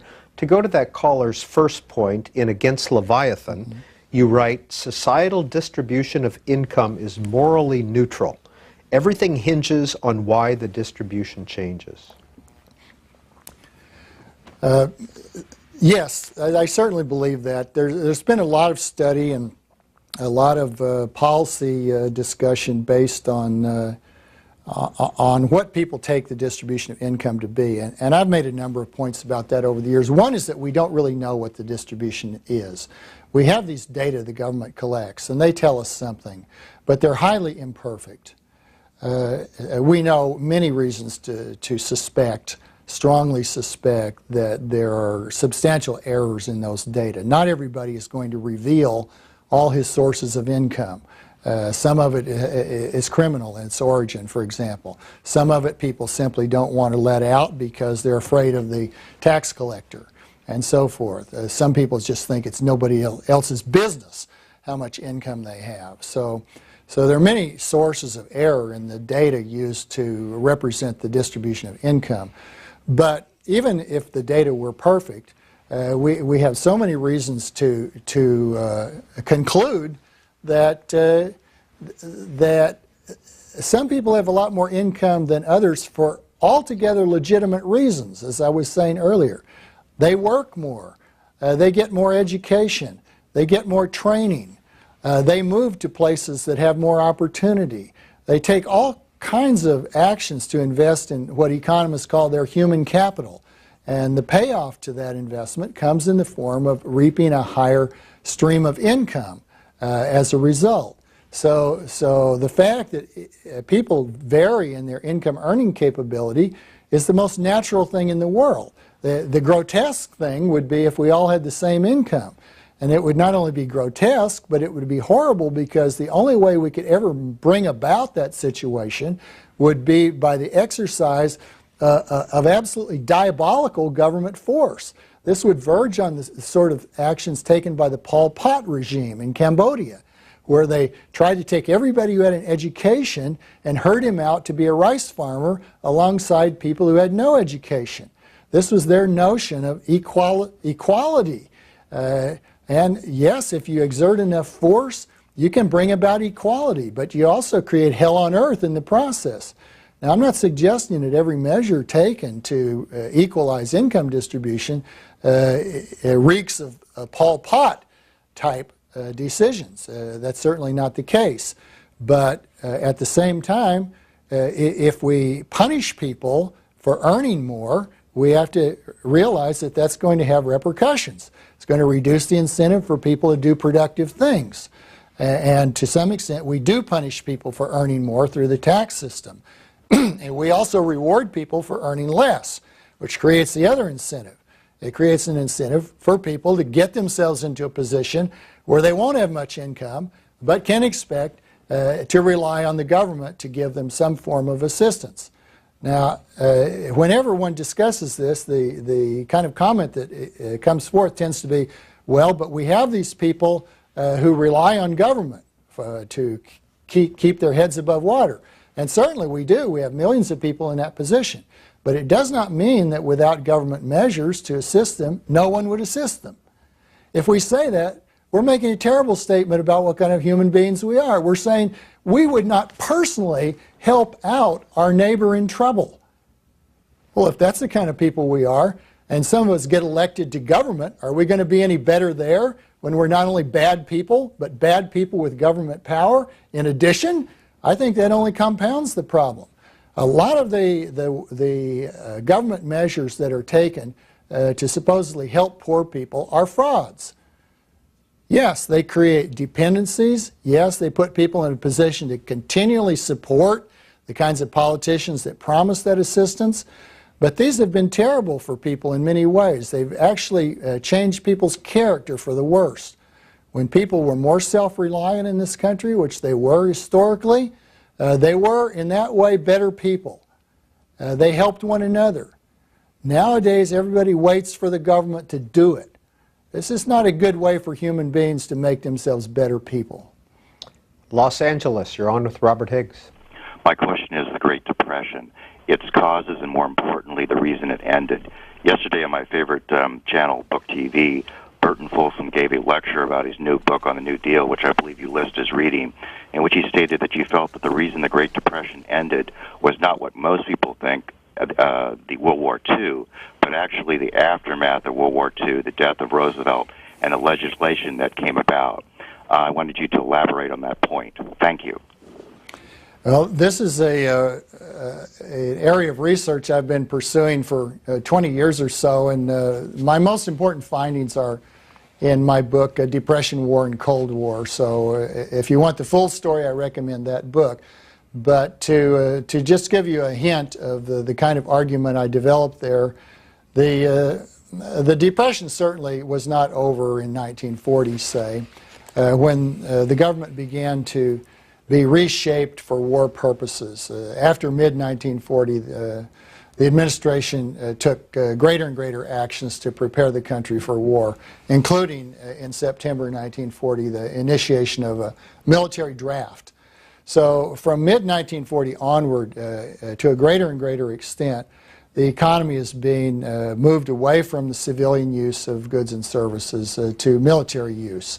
And eventually, by the time we get to the war peak in 1944, we've got about 4/10 of the whole U.S. economy being devoted to military purposes.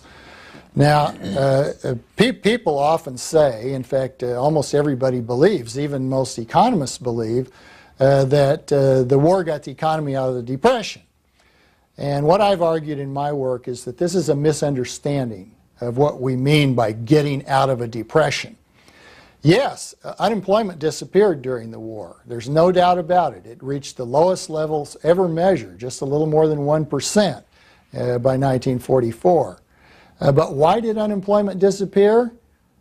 Well, overwhelmingly for one single reason, the draft. If you start with 5 or 6 million people unemployed, and then you draft 10 million people and create an incentive for millions of others to enlist before they get drafted and end up in the infantry, then yes, you will get rid of unemployment. It's a surefire way to do it. And that's what happened during World War II. Now, at the same time, because so many people were drawn away from the civilian labor force, others came in to replace them in the production lines. And lots of women who had never worked in the paid labor force before went to work. Teenagers dropped out of school and went to work. Older people who had retired came out of retirement, went back to work. So these men were replaced in the labor force, and production was able to proceed without them. But if you look at the kind of production that grew during the war, what you find is that this is not a regular business cycle boom at all. In fact, after 1941, civilian goods and services production declined and never got back to its 1941 level until 1946, after the war had ended. So there was certainly no prosperity during the war. Many important civilian goods were rationed. There were all sorts of rules to tell people what they could and couldn't do. Gasoline was very hard to get. Public transportation was limited and preempted by military authorities. The list goes on and on. If this is your idea of prosperity, you have a very perverse idea of prosperity. It wasn't that. It was a full employment situation because of the draft and the military buildup. It was a situation in which a great mountain of goods and services were being produced, but they were weapons and munitions and other goods and services aimed at maintaining, supporting, training, transporting military forces.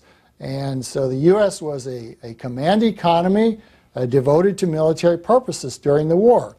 After the war, when the demobilization took place, more than 10 million men were released from the armed forces in the first year after the war ended.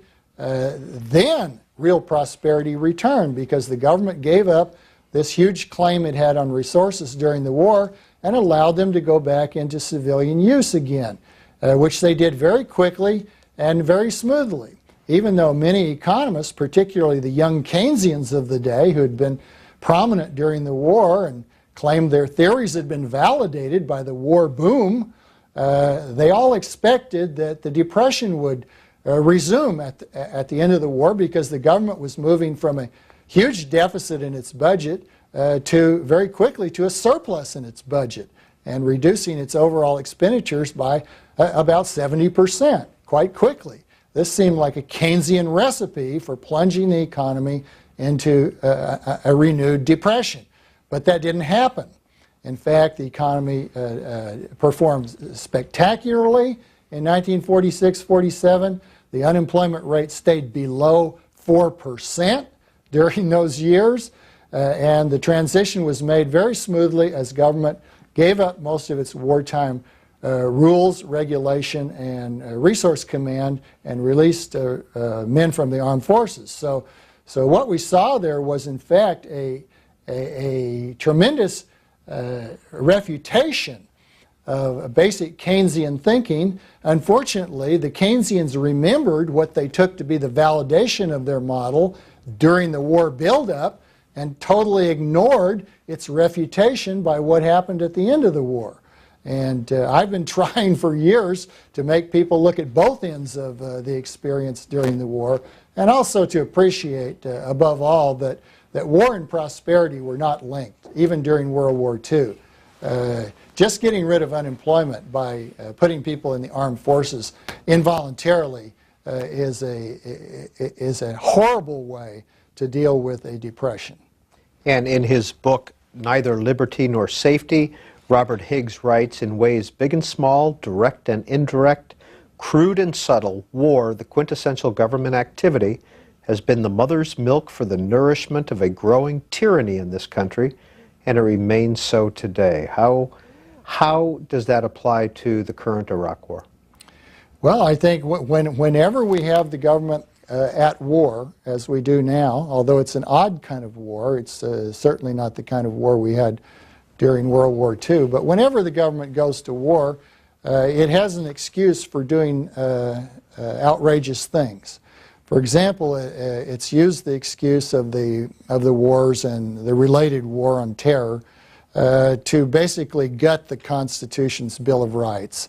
We thought we had a Fourth Amendment to protect us from warrantless search and seizure. But the government has informed us in recent years that we don't have any Fourth Amendment protection.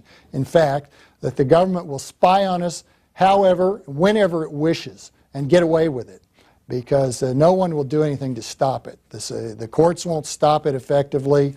It just goes on doing it. So our right to privacy has been egregiously violated and gutted by the government on grounds that this was a war necessity, that the government needed to spy on everybody in order to make sure that terrorism didn't occur in our midst again. It's the most outrageous kind of exploitation of the fear that goes along with war and other forms of national emergency. So this would be just one example, but there are a great many others. The government has increased its budget size hugely since 2001. Much of this was excused on the grounds that the government had to spend more to respond to the threat of terrorism. This was, for the most part, a bogus excuse, because if we look at where the money actually went, a relatively small part of it actually went to purposes that have anything to do with combating terrorism.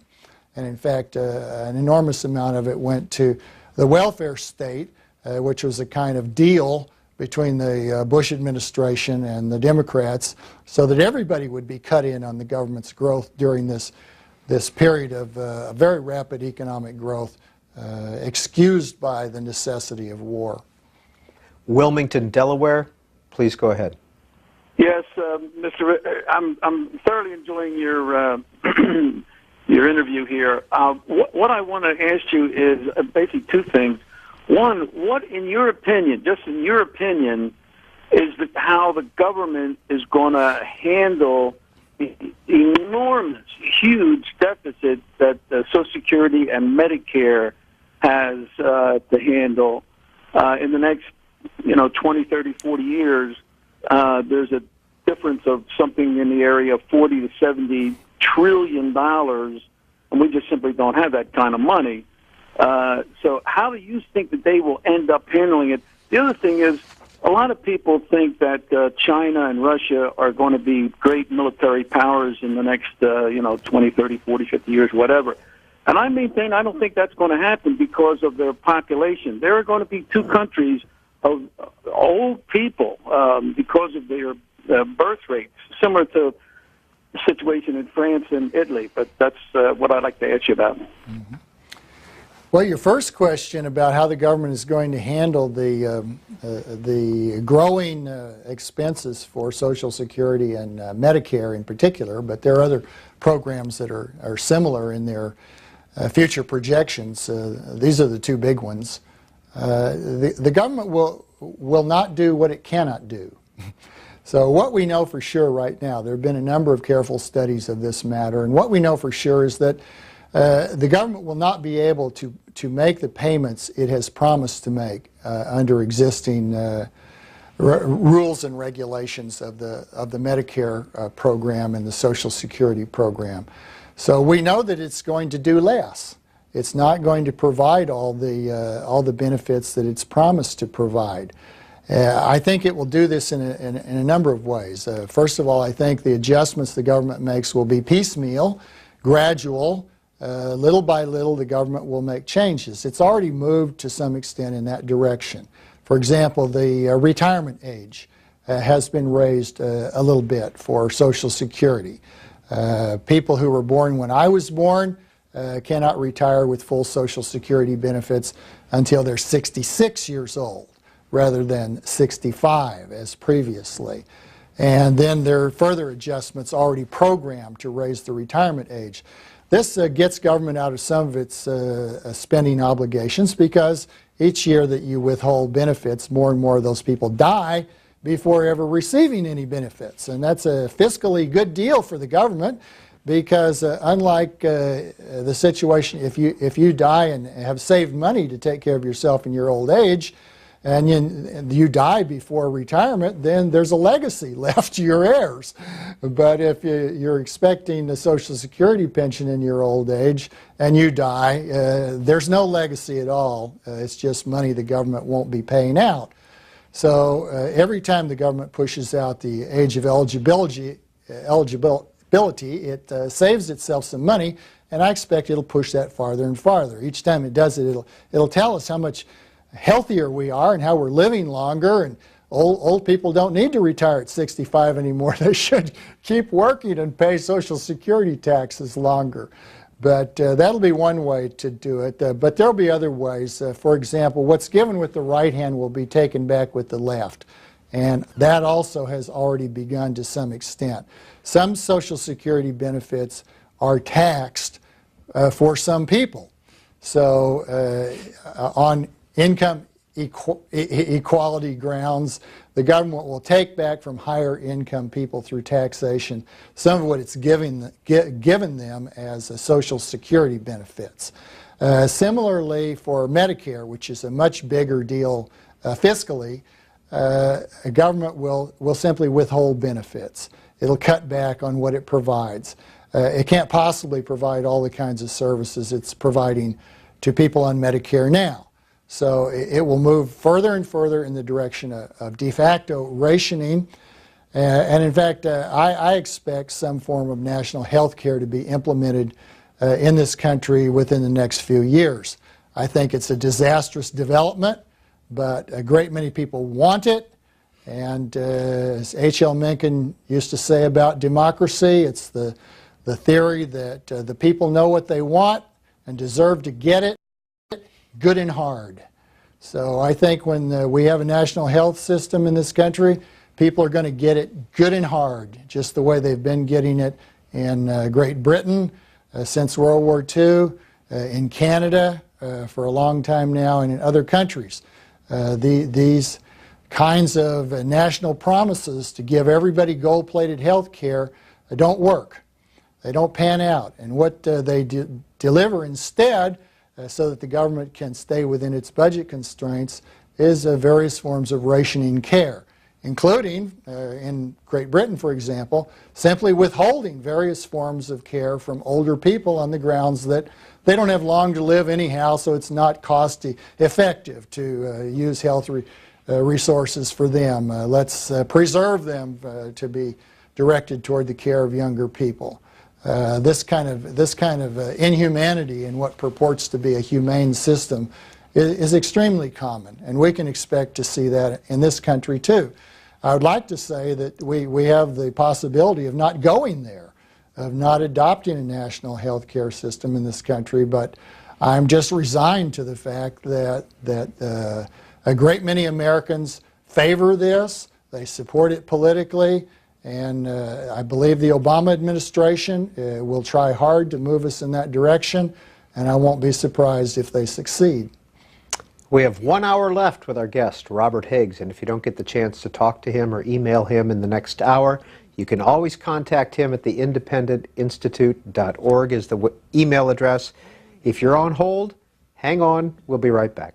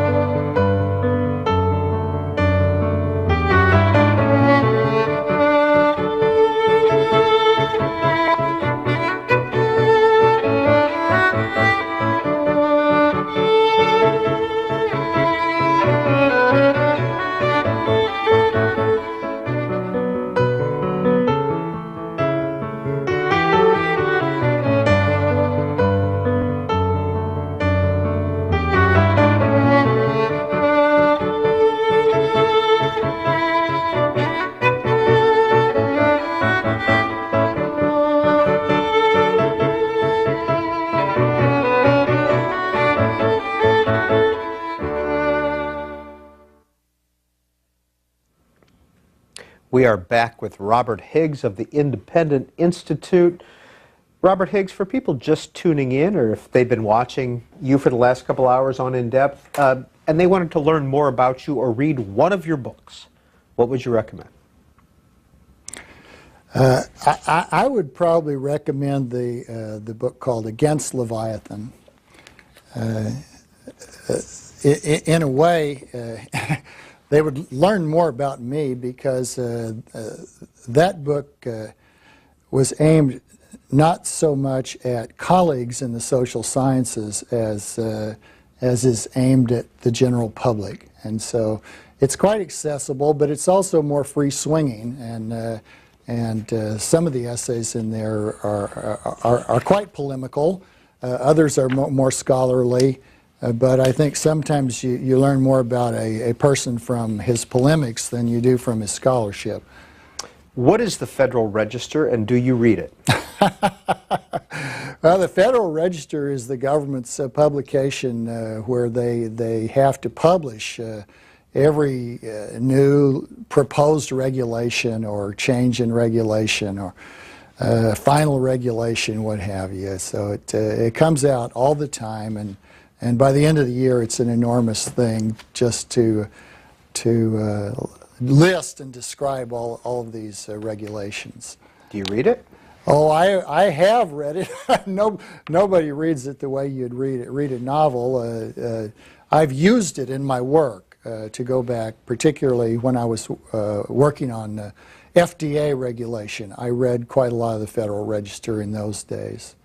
You write, already profuse beyond comprehension, the labyrinth grows ever more extensive. In the U.S., at the federal level alone, the 4,000 to 5,000 new final rules put in place each year require some 20,000 pages of the Federal Register for their official promulgation.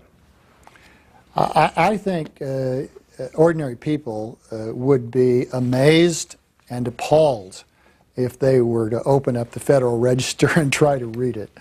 First of all, they'd discover it's almost incomprehensible because many of these regulations are quite technical.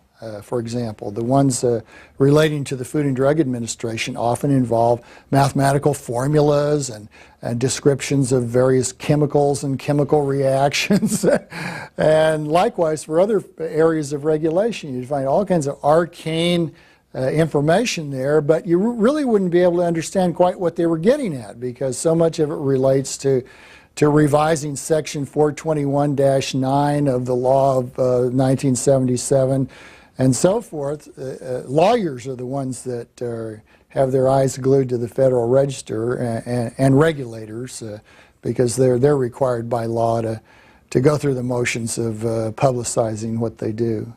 Lee Dembart in L.A. emails, I'm surprised to see C. Wright Mills listed as one of your greatest influences. Mills was on the far left. What was his influence on you? Mills actually had several kinds of influence on me. I was very fond of his writing when I was an undergraduate in college in the 1960s, and he died in the early 1960s. So this was at the time when many people who thought of themselves as new leftists were reading Mills' books, and I suppose to the extent that I had any political interests at that time that would lead me to categorize myself in some camp, I thought of myself as a kind of new leftist as an undergraduate, and so reading Mills was a very natural thing to do. But Mills was worth reading because Mills' books were packed with information, and one could learn a lot. Over the years, as my own education has continued, I've abandoned many of the views that I took from Mills, but I've never abandoned my respect for Mills as a scholar with integrity. One of the things that Mills wrote was a book called The Sociological Imagination. And this was a book which in many ways was a critique of how social studies and sociology in particular were being done. And Mills denounced many of the ways that social scientists were proceeding with their work because he thought it was a lot of obfuscation. And he thought it was tiptoeing around realities of power, particularly institutional power. And he believed these things were so important that they should be exposed and explained in plain language. And he wrote beautiful passages to mock the gobbledygook that sociologists used to write about their studies and their findings.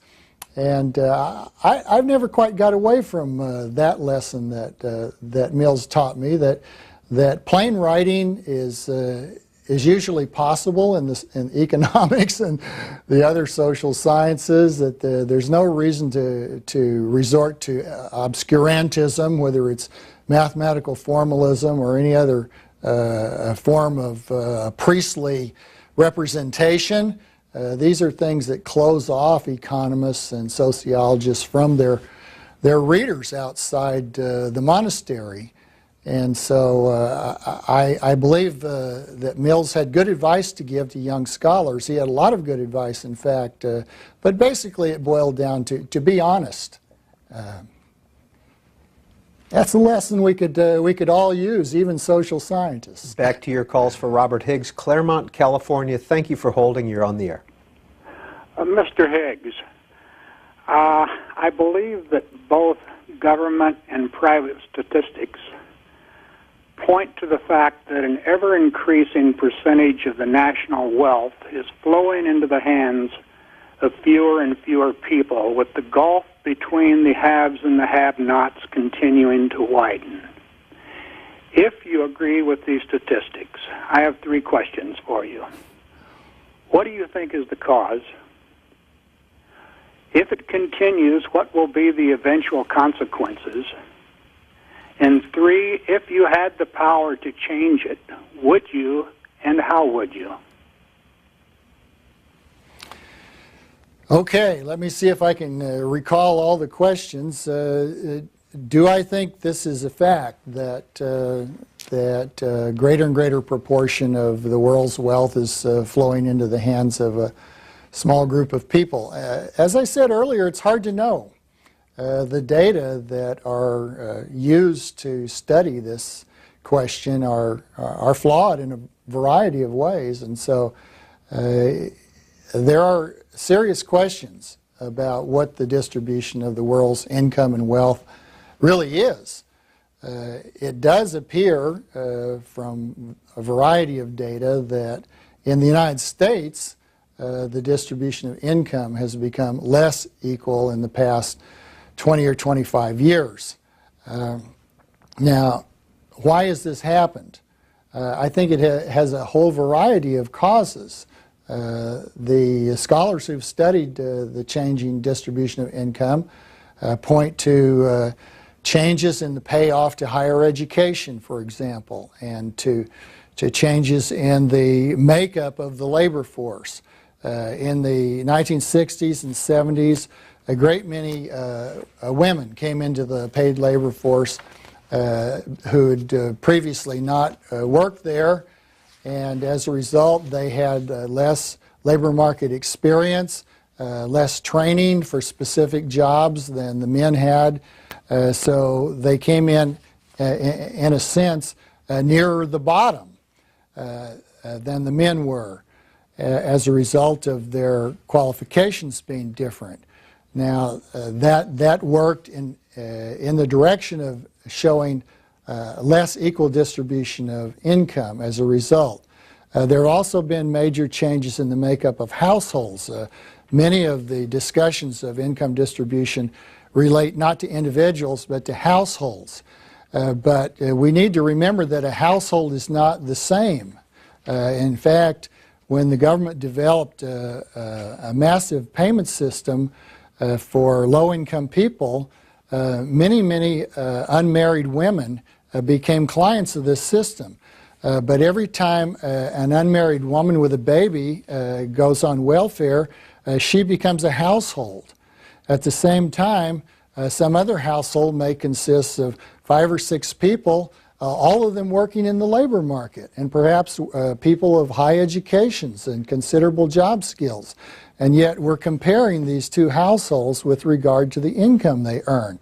It has the potential for being extremely misleading, and to some extent the widening of income disparities in recent decades is spurious. It's an artifact of the way the data are collected and an artifact of flaws in the data themselves. Now, that doesn't mean that there hasn't been such a widening. There may have been. It just means that there's a considerable uncertainty about how much there's been, when it took place, and why it took place. There's a lot of study of this, and it's difficult to summarize all the studies. Now, your third question as to what I would do about this, the short answer is I would do nothing. These data on the distribution of income fall in the class where I put the kind of data that the world would be better off without. And the reason is that once these data exist, they become grist for the mill of the income equalizers who want to use the power of government for this equalization. I don't want the government undertaking the task of equalizing income. I don't think it's other people's business how much income I have or you have or anybody has. If I have low income and someone wants to assist me, I may be willing to accept that assistance. But to use the gun, the government's power of coercion and violence to threaten people in order to get income, which is then handed over to other people, even for the purpose of equalizing the distribution of income, I think is extremely dangerous at best. So once we move in that direction, we move toward a system in which government power is the decisive element in shaping every aspect of human life. And we shouldn't go there. It's taking us toward a house of horrors every time we give the government more power. Government is too dangerous to entrust with the power of deciding who has how much income. Now, a portion of this widening disparity in incomes may be attributable, and probably is attributable, to the government's use of its power to give privileges of one sort or another to various people. I've been talking a lot about financial institutions in this program. Certainly, the government has been a good friend of big financial institutions. It's provided a Federal Reserve System, which is available to come to the aid of banks when they find themselves in trouble. But the people in the financial industry have often reaped enormous incomes because of their connections with the government. Not only direct connections, but indirect connections. And so if the government is using its power for the enrichment of people at the top, that's something I denounce just as much as I denounce any other attempt of the government to equalize incomes. This is not a legitimate function of government. The people going all the way back to John Locke who've tried to say, why is government a legitimate institution, have never answered that it's because we need people with a gun to redistribute income among us. They've always given more plausible arguments, saying that without government, our rights will be violated by criminals. And so we surrender our right of self-defense to the state, and in return we look to it to more effectively enforce our rights. But we've long since passed beyond Lockean justifications for government, and we now find ourselves, not only in this country, but throughout the world, in a situation where government brazenly undertakes to say who deserves to have how much. And at the same time, it engages in the fraud of purporting to use its powers for the little guy, to purporting to say we have all of these arrangements and payments and benefits available to help the poor, but not revealing in the same way how much of the government actually works to protect the rich and the better off people. North Richland, Texas, please go ahead with your question for Robert Higgs, author and political economist. Good afternoon. I certainly agree with you on the industrial military complex, but some of this other stuff I just can't believe that I'm hearing. It's people like you that are the first that are wanting firemen if you've got to fire a policeman, and all this is sponsored or financed by the government. Now, if you're saying that our biggest enemy is Congress, I would agree with that. Where were the antitrust laws? And the lobbyist in the last 9 years has tripled to over 3,000 lobbyists.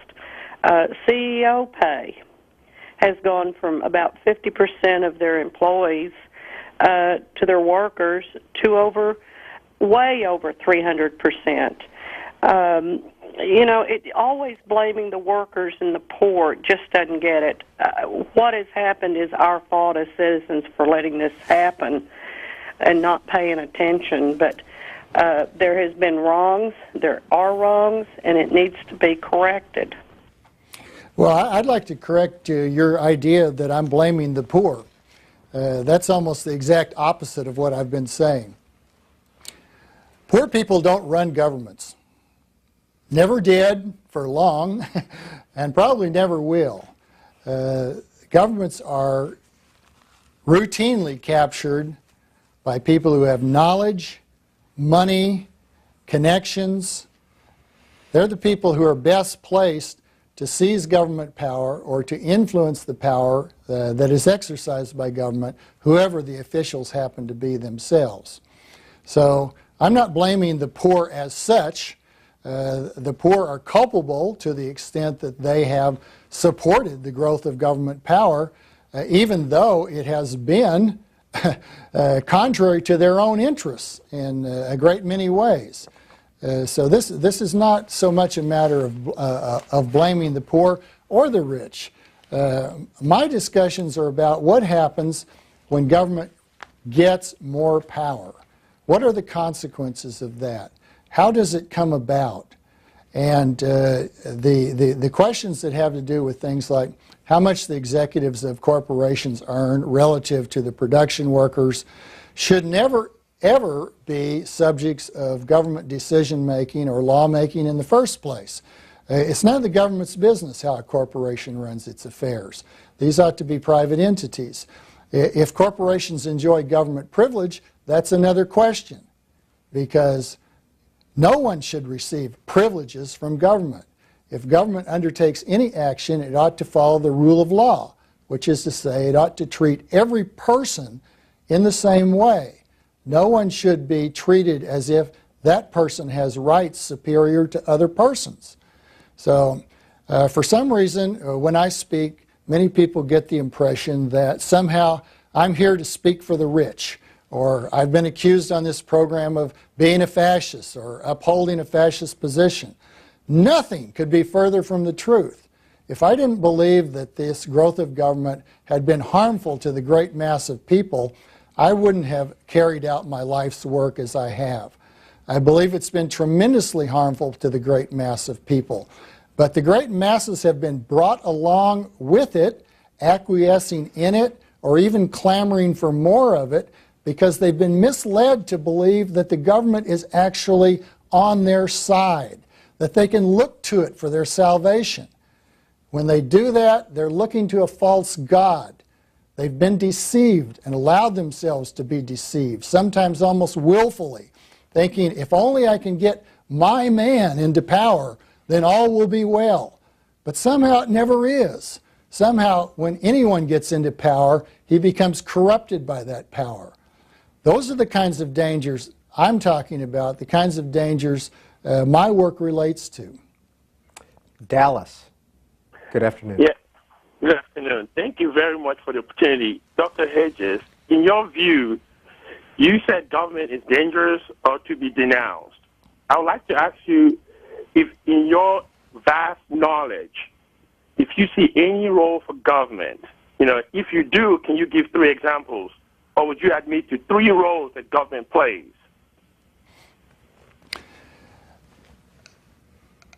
I can imagine government playing a defensible role. And when we talk about theories of government in economics and political science, we talk about using government as a means basically to more effectively protect the rights of individuals, to protect their lives, their liberties, their property. This is the justification for government that goes all the way back to Locke and to some extent even before Locke. So we can imagine that government would be a useful institution. However, when we study history, what we find is that limited government is extremely rare and short-lived. That when we have government, it begins, if it begins small, its natural tendency is, as Jefferson said, to gain ground. And the natural tendency, he also said, is for liberty to lose. That's what we've seen in this country. We had a fairly limited government at the beginning of the United States, especially a limited federal government. Government was more powerful at the state level. But even there, some of the state government powers were sloughed off over the next 50 or 60 years. So that by the time we got up into the 1840s and 50s in this country, we had something that approximated limited government about as well as any government of a major country ever did. But it didn't last. And I think we could have seen, if we'd been honest analysts at that time, that there were forces working to break it down, to cause government to grow bigger, more powerful. And in that case, the first thing that happened was the war between the states, in which case governments on both sides of the war grew extremely powerful for prosecution of the war. And because of what the Union government had done during the war, lasting precedents were created, or in some cases, lasting institutions were created during the war that saddled the people ever afterwards. Government used its power to give privileges to railroad builders. It used its power to enrich those who had cozy connections with the government in power. And it built from there. Every time there's a war, we have another move upward on what I call the ratchet of the growth of government. Government gains power during national emergencies. When the emergency passes, some of those powers are surrendered, but not all. So that in each crisis, the government becomes bigger than it otherwise would have been. And the lesson here is that however effective, however useful, however valuable we may think government might be conceptually, actual government never works that way for very long. And the reason is because government power, if it exists at all, attracts people to seize it and use it for their own purposes. Sometimes their purposes are ideological. Sometimes their purposes are perfectly venal and materialistic. Sometimes their purposes are perfectly noble. They want to help their fellow man and uplift the downtrodden. But one writer spoke of the humanitarian with the guillotine. And that's an image we would do well to recall, because the government, the agency that controls the guillotine, can be turned to any purpose. And because of the powers it uniquely possesses, it poses a unique danger to everyone. So I would simply caution again, we should apply the precautionary principle. When we turn to government, we're seizing a very dangerous instrument. We may think it's in our control. We may think that it's in the hands of good and noble people. But that doesn't ensure it will stay there, and it doesn't ensure that it will continue to be used for the purposes we approve. Robert Higgs was born in Oklahoma in 1944. Why Oklahoma? Why were you there? Well, my family on my father's side had been in Oklahoma for several generations. My grandmother, my father's mother, came into Oklahoma in one of the land rushes when she was a very small child. So we went back quite a long time on his side. My mother had come to Oklahoma as an infant when she was very young, and her family had lived elsewhere in the north in Michigan, but we didn't stay in Oklahoma very long. My family moved when I was 7 years old to California, and I grew up there. In 1950-ish, or 1951? 51, we moved. Why did you move?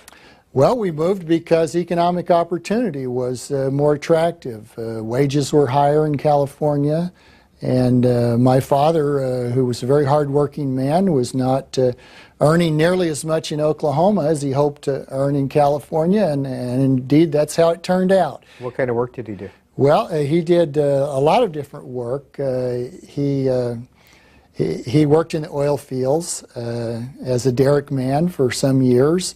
He had worked in farming early in his life. His family operated a family farm in Oklahoma. So from a very early age, he did farm work, and he knew a lot about farming. And later on, after we moved to California, he worked mostly in farming, and eventually became one of the managers of a big corporate farm in Central California. Now, you currently live in Louisiana. Why? Yes. Well, I live there because my wife is a Louisiana native, and she wants to live in Louisiana. She has a lot of family there, and so I'm there. And what do you do there?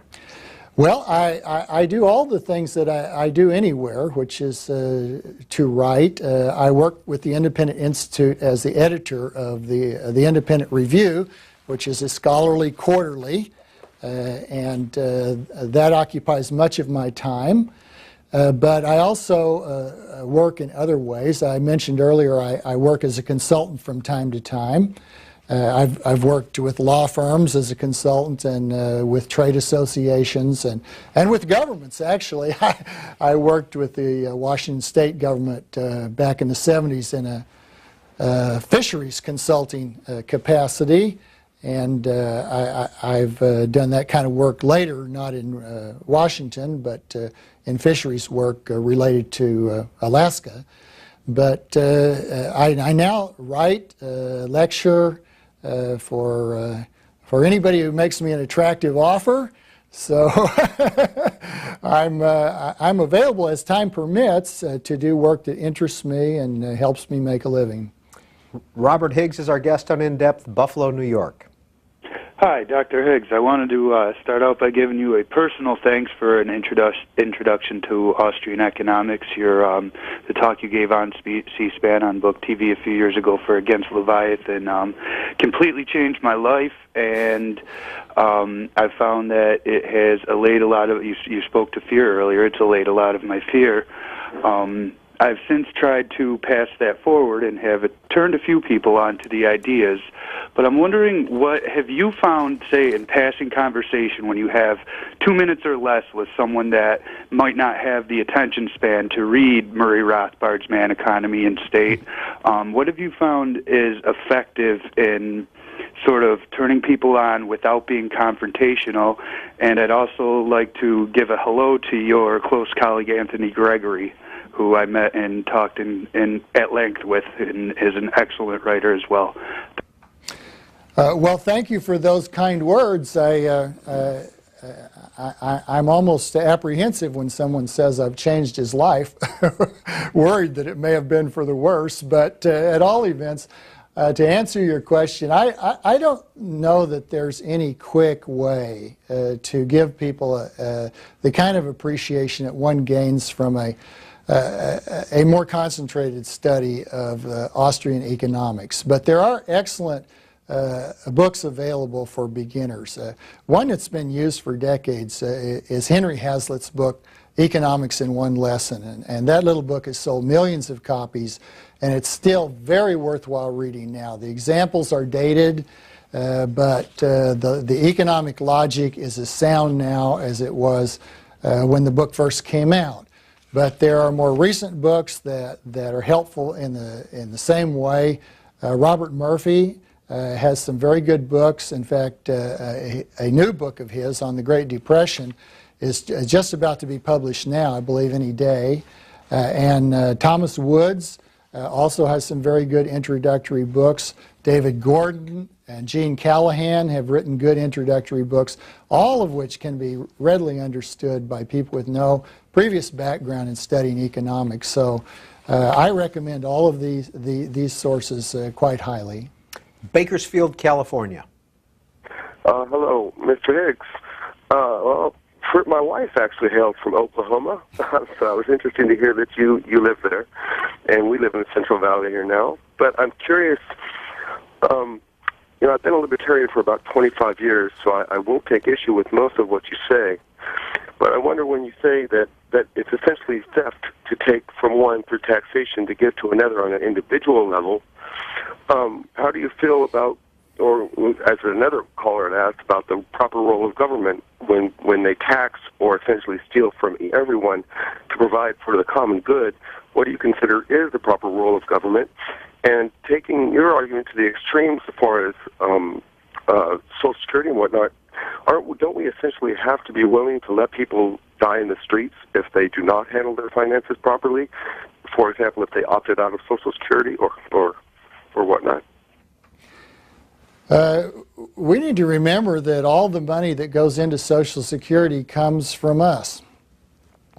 And if it comes from us and we're never taken by the government, then it would be in our possession for the relief of the destitute. And furthermore, it wouldn't have been diminished by passing through the bureaucracy to support the Social Security Administration.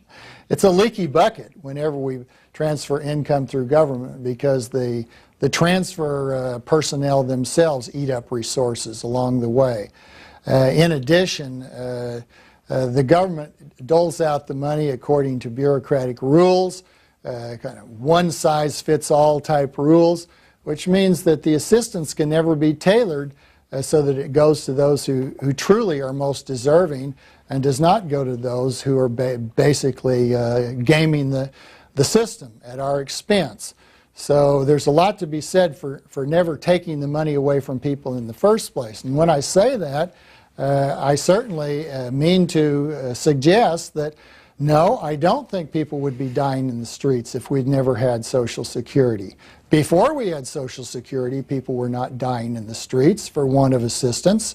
It's true that the society was much poorer, but that wasn't because it lacked Social Security. It was because, if we go back far enough in history, the economy was not as productive as it is now. So poverty was almost a necessity given the lack of productivity historically. But there was no lack of people's assistance and help. I mentioned earlier all the fraternal organizations, thousands and thousands of them that existed in this country and other countries before government took over the social insurance systems. There were countless churches, countless neighbors, countless friends, countless relatives. These were sources of assistance to people in need. Furthermore, they were people who knew the persons they were assisting. They could tailor the assistance so that they gave what was most needed, when it was most needed. And they gave moral support. What you get now, you deal with a bureaucrat in a welfare office. This is one of the most demeaning experiences anyone can have. You're forced to go in and beg for your livelihood from somebody who's just holding down a job, watching the clock to go home at 5 o'clock. It's far superior to have a system in which the destitute are aided by those who are close to them, rather than relying on losing money by filtering it through government middlemen, and then relying on one-size-fits-all rules, exploitable rules, corruptible rules, rules subject to the vagaries of politics. Rather than relying on that very imperfect means, people have the capacity to develop through charitable organizations, and to some extent they have anyhow, measures to relieve distress and to help people in ways that are really effective and useful, and most of all that give people help in a way that if they can be removed from that situation, they are removed. They're not simply made dependent to stay forever on the government dole because it creates a kind of electorate for politicians that support that system. About 15 minutes left with our guest here on In Depth, Robert Higgs, Middletown, New Jersey. Good afternoon. Good afternoon, Dr. Higgs. Having grown up under totalitarian communism in Eastern Europe, I can't help but agree with many of your opinions. However, at this point in time, as you said earlier, in order to be realistic, governments aren't going anywhere. If anything, they are becoming globalized. There's global mechanisms to address global issues. So taxation is not going anywhere. Wouldn't you agree that a more efficient use of our energies would be to improve the government, to make the government work better for most of the people, to control the financing disaster that's happening in Washington on a daily basis, to take the profit motive out of many of our common endeavors, such as healthcare, for instance, where it doesn't belong, just like it doesn't belong in police or fire departments. Caller, where did you grow up? In Romania, in Bucharest, Romania. Thank you. Let's get in the other side, and I agree with most of the criticism, but there is a role for government, no question. Instead of talking about lesser government, let's talk about better government, how to improve the government. Thank you, caller. That's always the hope. That's the hope that springs eternal. That the problem is not that we have government involvement. The problem is how government is involved. And what we need is to make government more effective, to reduce waste, fraud, and abuse. But the interesting thing is when we study the growth of government, what we find is waste, fraud, and abuse only grow as government grows. The more power government has, the more waste, fraud, and abuse almost invariably go along with that growth. Of course, if we have to be stuck with government, we would prefer a government that was less wasteful, that was more humane, a government that did not dole out privileges to the rich, a government that did not prop up corporations that ought to be closed down. But as the caller said, what we're seeing instead is an internationalization of government power. In the past, there's been some protection for people because they could run away from government abuse, as I presume the caller ran away from Romania at one time. A horrible government. Many people attempted to escape from communist regimes. People attempt now to escape from Cuba. They attempt to escape whenever they're subject to these tyrannical governments. But fortunately for them, in the past, there has been some place to which they could escape. But what we're seeing now is that harmonization, a sweet-sounding movement of government cooperation, is in effect producing cartels of government that are worldwide. Governments are trying to shut down so-called tax havens. That is, shut down places where people can go to escape being robbed by overbearing governments. Governments want to make sure that no one can get beyond their reach. And the U.S. government even enforces tax obligations on people who renounce their citizenship and leave the country. They track them down to the ends of the earth and try to extract money from them. So governments are increasingly cartelizing among themselves, harmonizing their regulations, and every time regulations are harmonized, they don't simply all move to about the middle point in the regulatory spectrum. They bring everybody up to the severest form of regulation. You see this in the European Union in egregious forms. Regulations in the EU are in many cases even more horrifying than regulations in the United States, because the EU, in effect, has harmonized regulations across all its member countries, or is in the process of doing so. We need to have international competition in a world with governments so that people will have a refuge, people will have a place to go. This is the lesson of what we call in this country federalism. We once had much more powerful state governments in this country relative to the federal government. And the virtue of a federal system is that it gives people a place to run to go away from the more overbearing, high-taxing, outrageously regulating governments. And we still see this to some extent in this country. But one of the moves that has accompanied the growth of government in the United States is the progressive weakening of federalism. And I hold no brief for state governments. State and local governments can also be quite tyrannical. But the beauty of having a lot of these little tyrannies is that we can run away from them. And to some extent, that puts pressure on them to lighten up on their tyrannical actions. So it's imperative that we not move to a single government that embraces everybody. This would be the worst, most horrifying fate for humanity. Alpine, California, you're on with Robert Higgs. Please go ahead. Hi, Robert Higgs. Thank you so much for taking my call.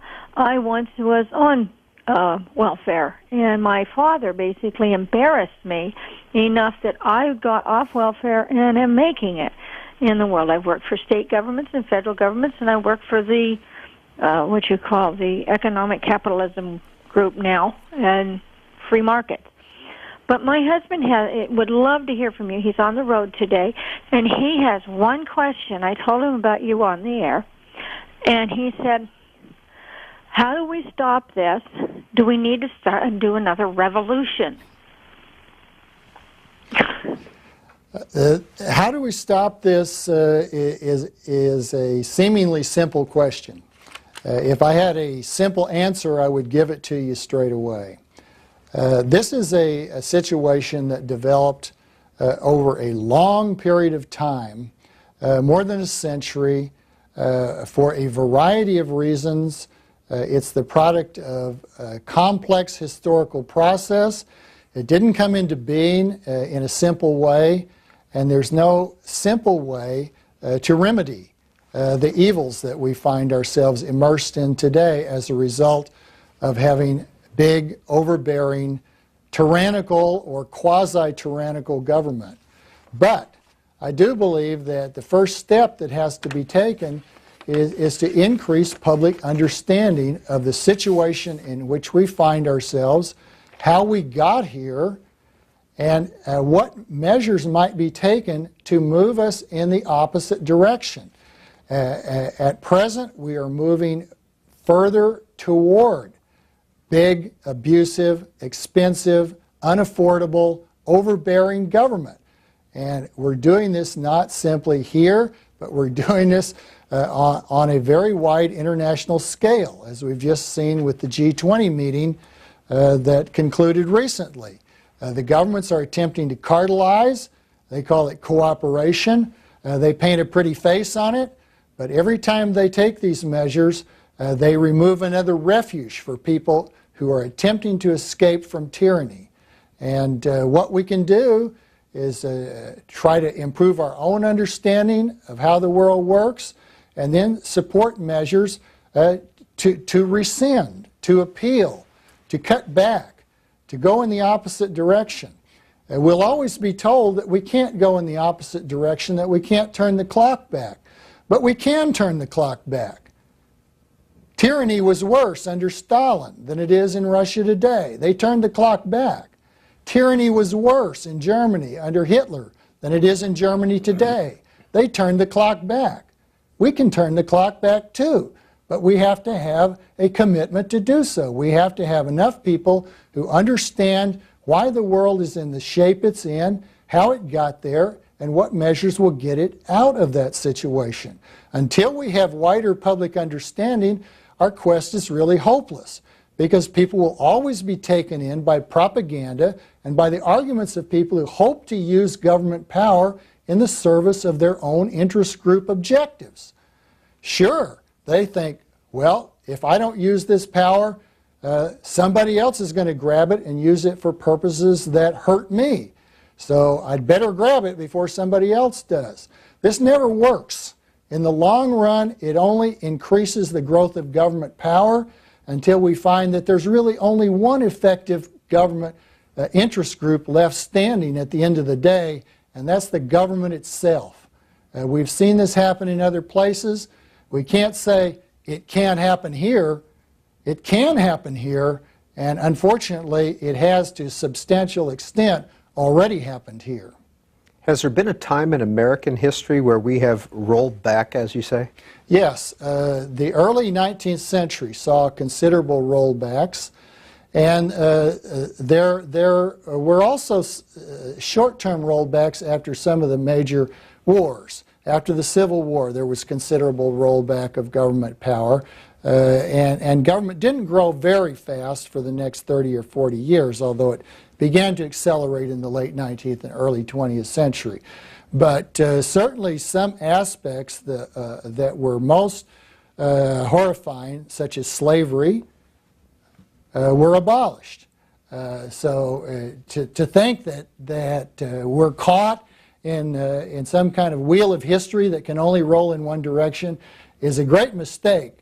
That wheel can be rolled in any direction that we choose to move it.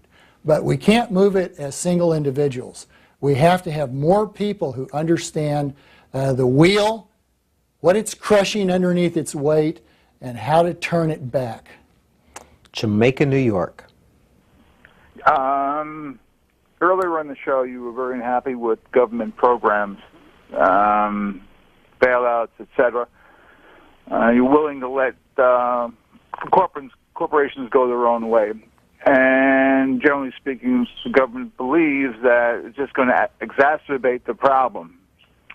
Fewer jobs, fewer purchases. If they don't do anything, what's the economic mechanism that's going to reverse the situation, that's going to right the economic ship? Thank you. If the government would remove itself from these bailouts and stimulus packages and all the rest of it, and let market forces operate, what we would see is that firms that have become insolvent would have to go through bankruptcy proceedings. Their valuable assets would be reallocated to other holders, and those holders would manage them, we hope, in a more intelligent and responsible way, this time around learning that they had better do due diligence if they don't want to preside over a new bankruptcy down the line. What we're doing now is creating what economists call moral hazard.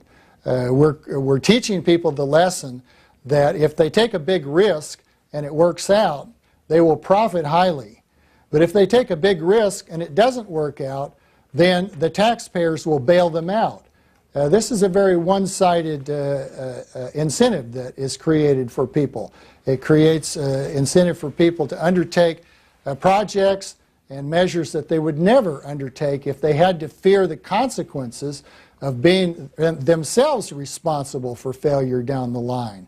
So if we did nothing, there would be a lot of rearrangements, because during the boom that was brought about by a variety of government measures, including very easy money policy by the Federal Reserve System earlier in this decade, a lot of resources were put into projects that are not sustainable in the free market. They're sustainable only if eventually propped up or bailed out by the taxpayers. And that's what's happening now. But it's not the case that the incumbents in today's market, the people who now operate firms or enterprises or projects, are the ones that ought to be kept going. The market system is a system that continually reallocates control of resources. Those people who please consumers and make profits gain control over more resources. People want to invest in those companies. People want to work for them. Those companies that do not please consumers, that are badly managed, that do not control their costs, those people get into trouble and go bankrupt, and the assets are taken away from their control, and they pass into other hands that will manage them more effectively. This is the market system. It's a dynamic system. It's a system for allocating and continually reallocating the economy's resources. That's why we're rich today. If we tried to prop up the economy of 1800 or 1900, we would be as poor as our forebears were. But because we allowed markets to work so that they were able to reallocate resources, so that people were in a position to go bankrupt, had to take responsibility for their own bankruptcy, we had economic progress in this country. If we remove those responsibilities, then we're going to end up in a situation of economic stasis. The dynamism will be crushed out of the system because we've created a system that will not behave itself subject to competition and individual responsibility. And finally, in 30 seconds or less, John Singleton of Denver, Colorado wants to know, in your view, who is the greatest economist of the 20th century? In my view, Ludwig von Mises was far and away the greatest economist of the 20th century. Besides Mises' own work, which I highly recommend, all of it's still very much alive, although it goes back almost a century. There's a wonderful biography by Guido Hülsmann called Mises, The Last Night of Liberalism, and that's a great book, and I highly recommend Hülsmann's book. Robert Higgs has been our guest here on In Depth for the last 3 hours. Now, we've barely scratched the surface. We haven't even had a chance to look at some of the books that you've edited and what they're about, but very quickly, if you want to know more about Robert Higgs, go to independent.org. That is the website of the Independent Institute, of which he edits this journal, the Independent Review, right here on top of the pile. And very briefly, here are some of his books: Against Leviathan, Government Power and a Free Society; Neither Liberty Nor Safety, Fear, Ideology, and the Growth of Government; Crisis and Leviathan, Critical Episodes in the Growth of American Government; Depression, War, and Cold War, Studies in Political Economy; and Resurgence of the Warfare State, The Crisis Since 9/11. Robert Higgs, thank you for being on Book TV's In Depth. Thank you for inviting me. It's been a pleasure. And our website, booktv.org, you can find out the schedule and when this will be re-airing, and you'll be able to watch it online also. Thanks for being with us.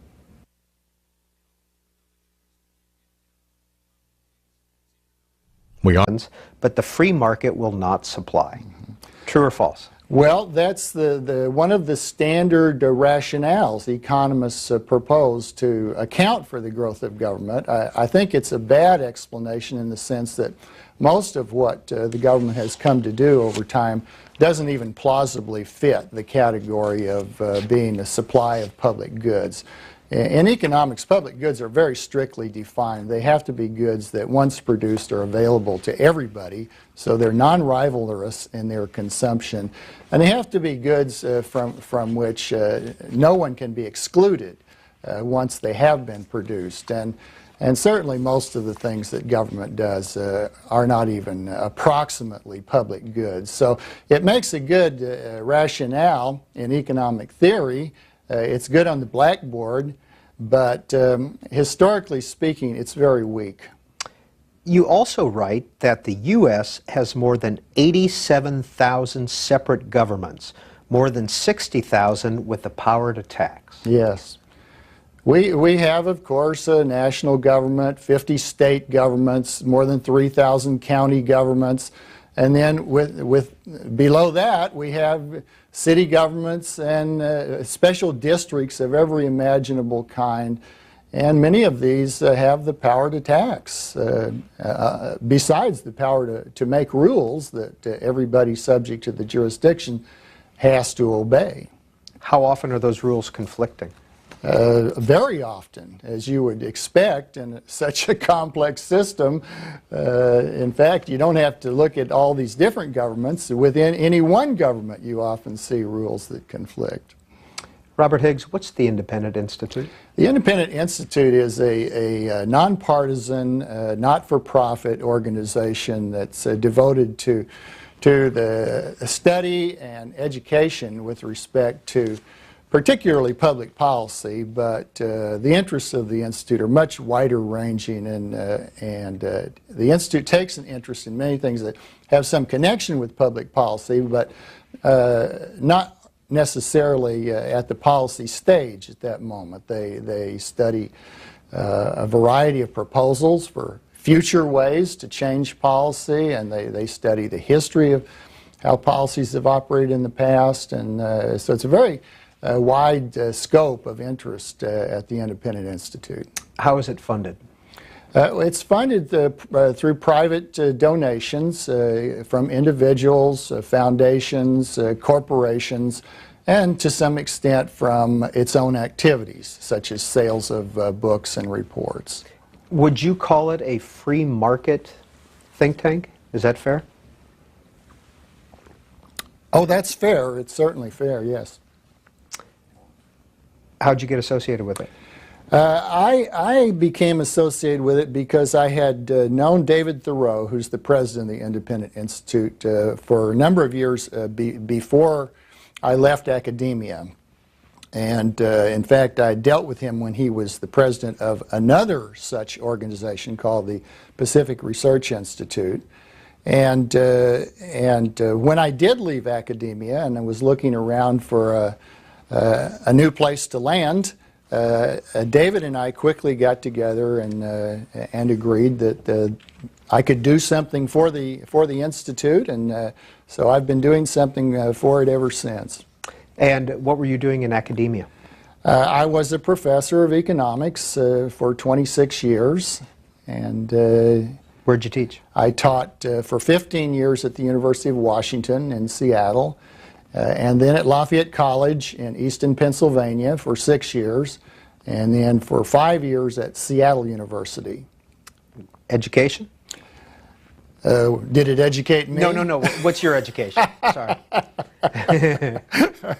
My education is that I have a bachelor's degree in economics from what was then called San Francisco State College, and a PhD in economics from Johns Hopkins University. In a book that you added a chapter to, Government and the American Economy, A New History, Douglas North writes, first of all, the book is, what's the word? Festschrift. What does that mean? Well, it means it's a celebratory volume dedicated to me by friends and students. Dedicated. That was the word I was looking for. Not a big word, just a little word. But it's dedicated, and Douglas North, Price Fishback writes, when most of us first met Bob, he was a free market economist who believed strongly that markets worked well.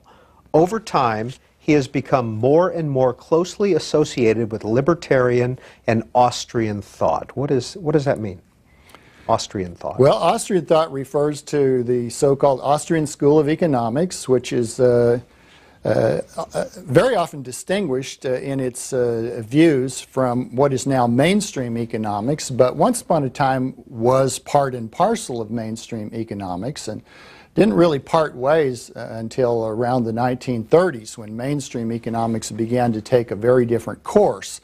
But the Austrians have stuck to their guns, and they differ in a variety of ways. Their conception of what economics is about and how it ought to be studied is different from mainstream economics, and their ideas about how the economy operates are quite different in some ways, not in all ways, because as I said, the Austrians were once simply economists among other economists and didn't stand out at all. And some of the great Austrians include Karl Menger back in the 19th century, and Eugen von Bohm-Bawerk, and after that Ludwig von Mises, F.A. Hayek.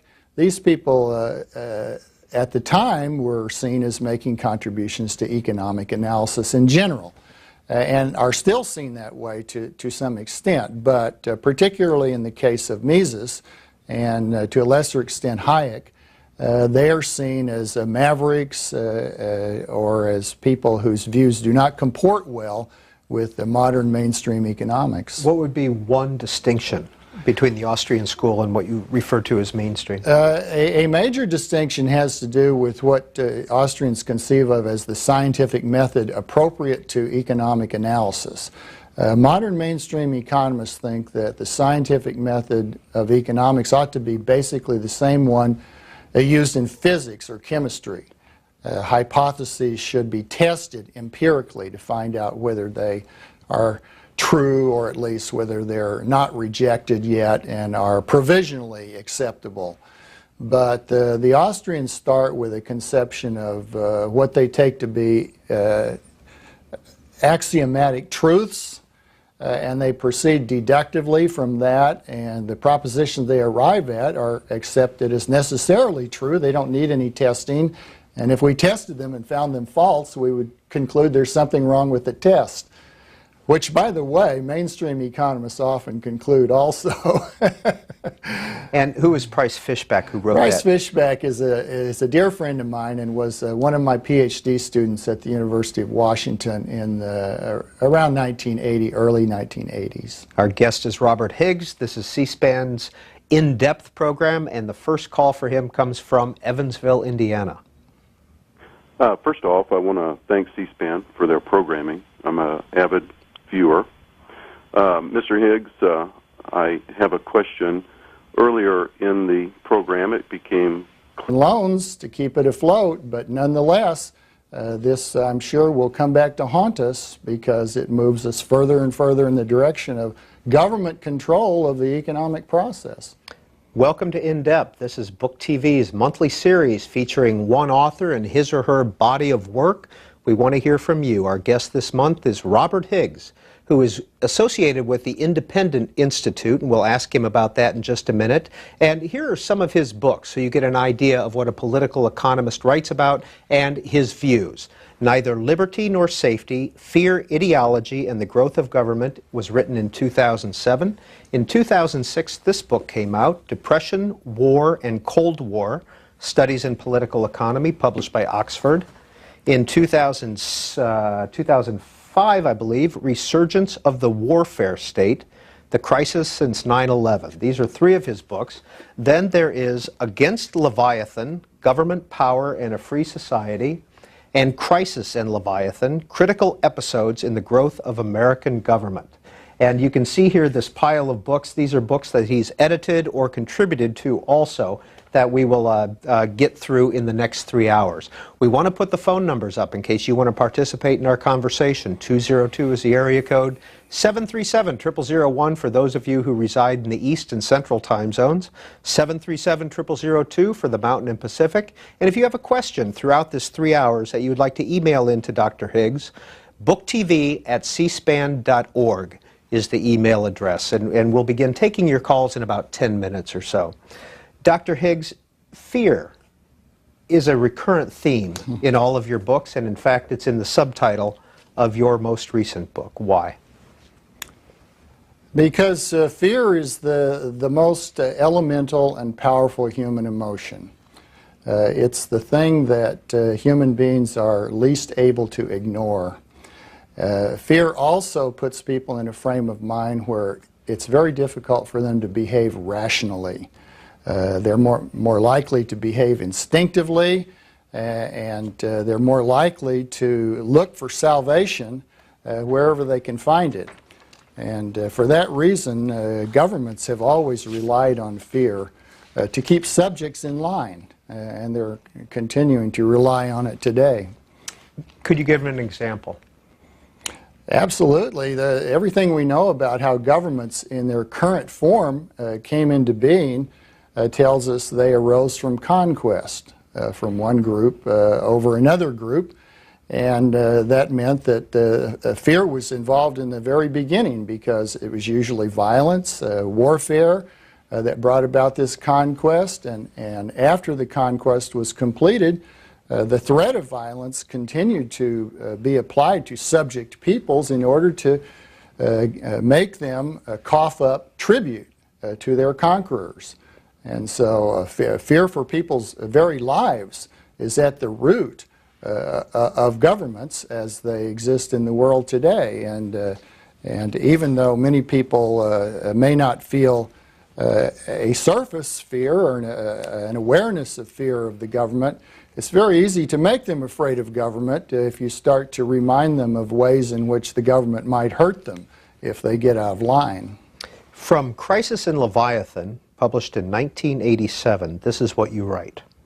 We know that other great crises will come, whether they will be occasioned by foreign wars, economic collapse, or rampant terrorism no one can predict with assurance.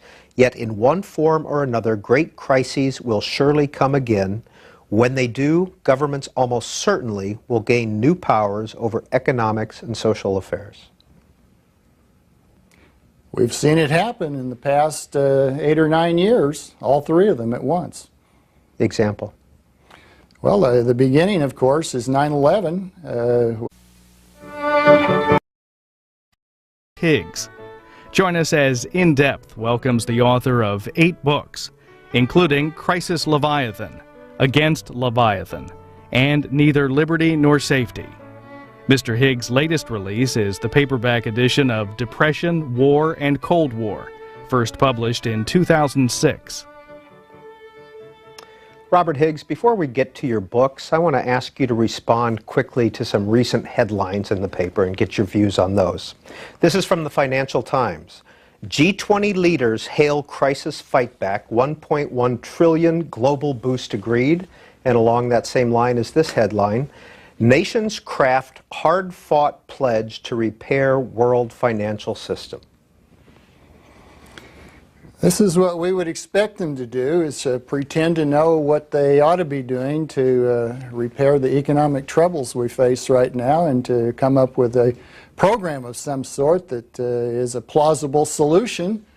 I don't think it will be a plausible solution, or at least it won't be an actual solution, but it's what leaders do in the world. Why don't you think it will be a plausible solution? Well, the idea that the situation we're in can be repaired merely by spending a lot of money through governments, money that these governments in most cases don't even possess and will have to go into debt in order to spend, is really intellectually bankrupt. It's a holdover from what I call vulgar Keynesianism, a body of thought that's very popular among politicians and the public, but it has practically no scientific standing at all. In the Politico, recent headline, Obama scores early win with budget vote, $3.6 trillion budget passed, $1 trillion plus deficit. Politicians love to spend money. Every dollar of that makes someone beholden to the people who made it happen. So they're taking advantage of the situation. They're exploiting it to represent themselves as the saviors of the world and to direct money particularly to those people they favor for one reason or another, often people who help them get elected. What do you think when you hear $3.6 trillion annual federal budget, $1 trillion deficit? I'm appalled. These magnitudes would have been unthinkable not long ago, but we hear almost every week some enormous new government proposal for spending, lending, trading assets, guaranteeing, propping up, bailing out. This is the government policy of the day, and unfortunately I'm sure we're going to have more and more of it in the next few months and perhaps longer than that. From the New York Times, U.S. plan seeking expanded power in seizing firms. Proposal is aimed at companies deemed too big to fail. Well, they say they're too big to fail, but if they didn't bail them out, they would fail, and then we'd discover that the world kept spinning. It's a good story. It stokes people's fears, and nothing works better for a politician than making people afraid. Has the government stepped in too much, in your view, in the recent months during this economic crisis? Absolutely. Absolutely. Almost everything it's done it has been, in my view, a mistake. And the kind of action that will actually make our situation worse and take us longer to get out of it. And finally, the Wall Street Journal. Government forces out Wagner at GM. It's a very bad precedent because Mr. Wagner really didn't work for the government of the United States, and yet we have the government presuming to decide who's going to be the manager of a private corporation. Of course, the private corporation is receiving great sums of money from the government, which is a combination of rampant terrorism and war. It's represented as war. I think in many ways it's misleading to view it as such, but nonetheless, it evoked a government response known as the War on Terror or the War on Terrorism, and we've been at it ever since in some way. And the military activities of the United States in Afghanistan and in Iraq are direct consequences of that attack. Now, we've also had certainly economic debacle that became especially apparent starting in the summer of 2008 and grows steadily worse as the recession deepens. So we certainly have the economic problems that have caused a lot of fear and concern and political response. So we've got war, terrorism, economic troubles all at once right now. In Neither Liberty Nor Safety, published 2007, you have a chapter called 18 Problematic Propositions in the Analysis of the Growth of Government. What are these propositions? Well, there's a long list of them. That paper was actually written for my colleagues in economics and political science who've been studying the growth of government, and it was an attempt to identify mistakes they've made, as it were, ways they've gone about analyzing the growth of government that have been misleading, unproductive, or just outright wrong. And many of them involve ways of mischaracterizing either what the government is, what it does, or the way in which its growth proceeds. So they involve such things as how do we measure the size of government. The most common way for economists and political scientists is to take the ratio of government spending for currently produced goods and services to the gross domestic product, which is the total of all such spending. And that ratio can be tracked over time. We have data for the advanced countries that allow us to analyze it year by year. And economists love data like that. They immediately see an opportunity to apply econometric techniques. And so that's what they've done. This was all right as far as it went. But unfortunately, very often the government has grown in ways that don't show up in this measure, because it simply doesn't track, doesn't allow us to discriminate sufficiently all the actions that government has taken and what their consequences have been or might be. So what do you propose to either add to it or subtract from it? My approach has been to look at a variety of measures, and particularly to look at evidence not simply of a statistical kind. When I wrote my book, Crisis and Leviathan, I made quite a bit of the idea that government power often increases even though it doesn't cause the ratio of government spending to gross domestic product to rise. And in fact, it may even occur when that ratio is falling.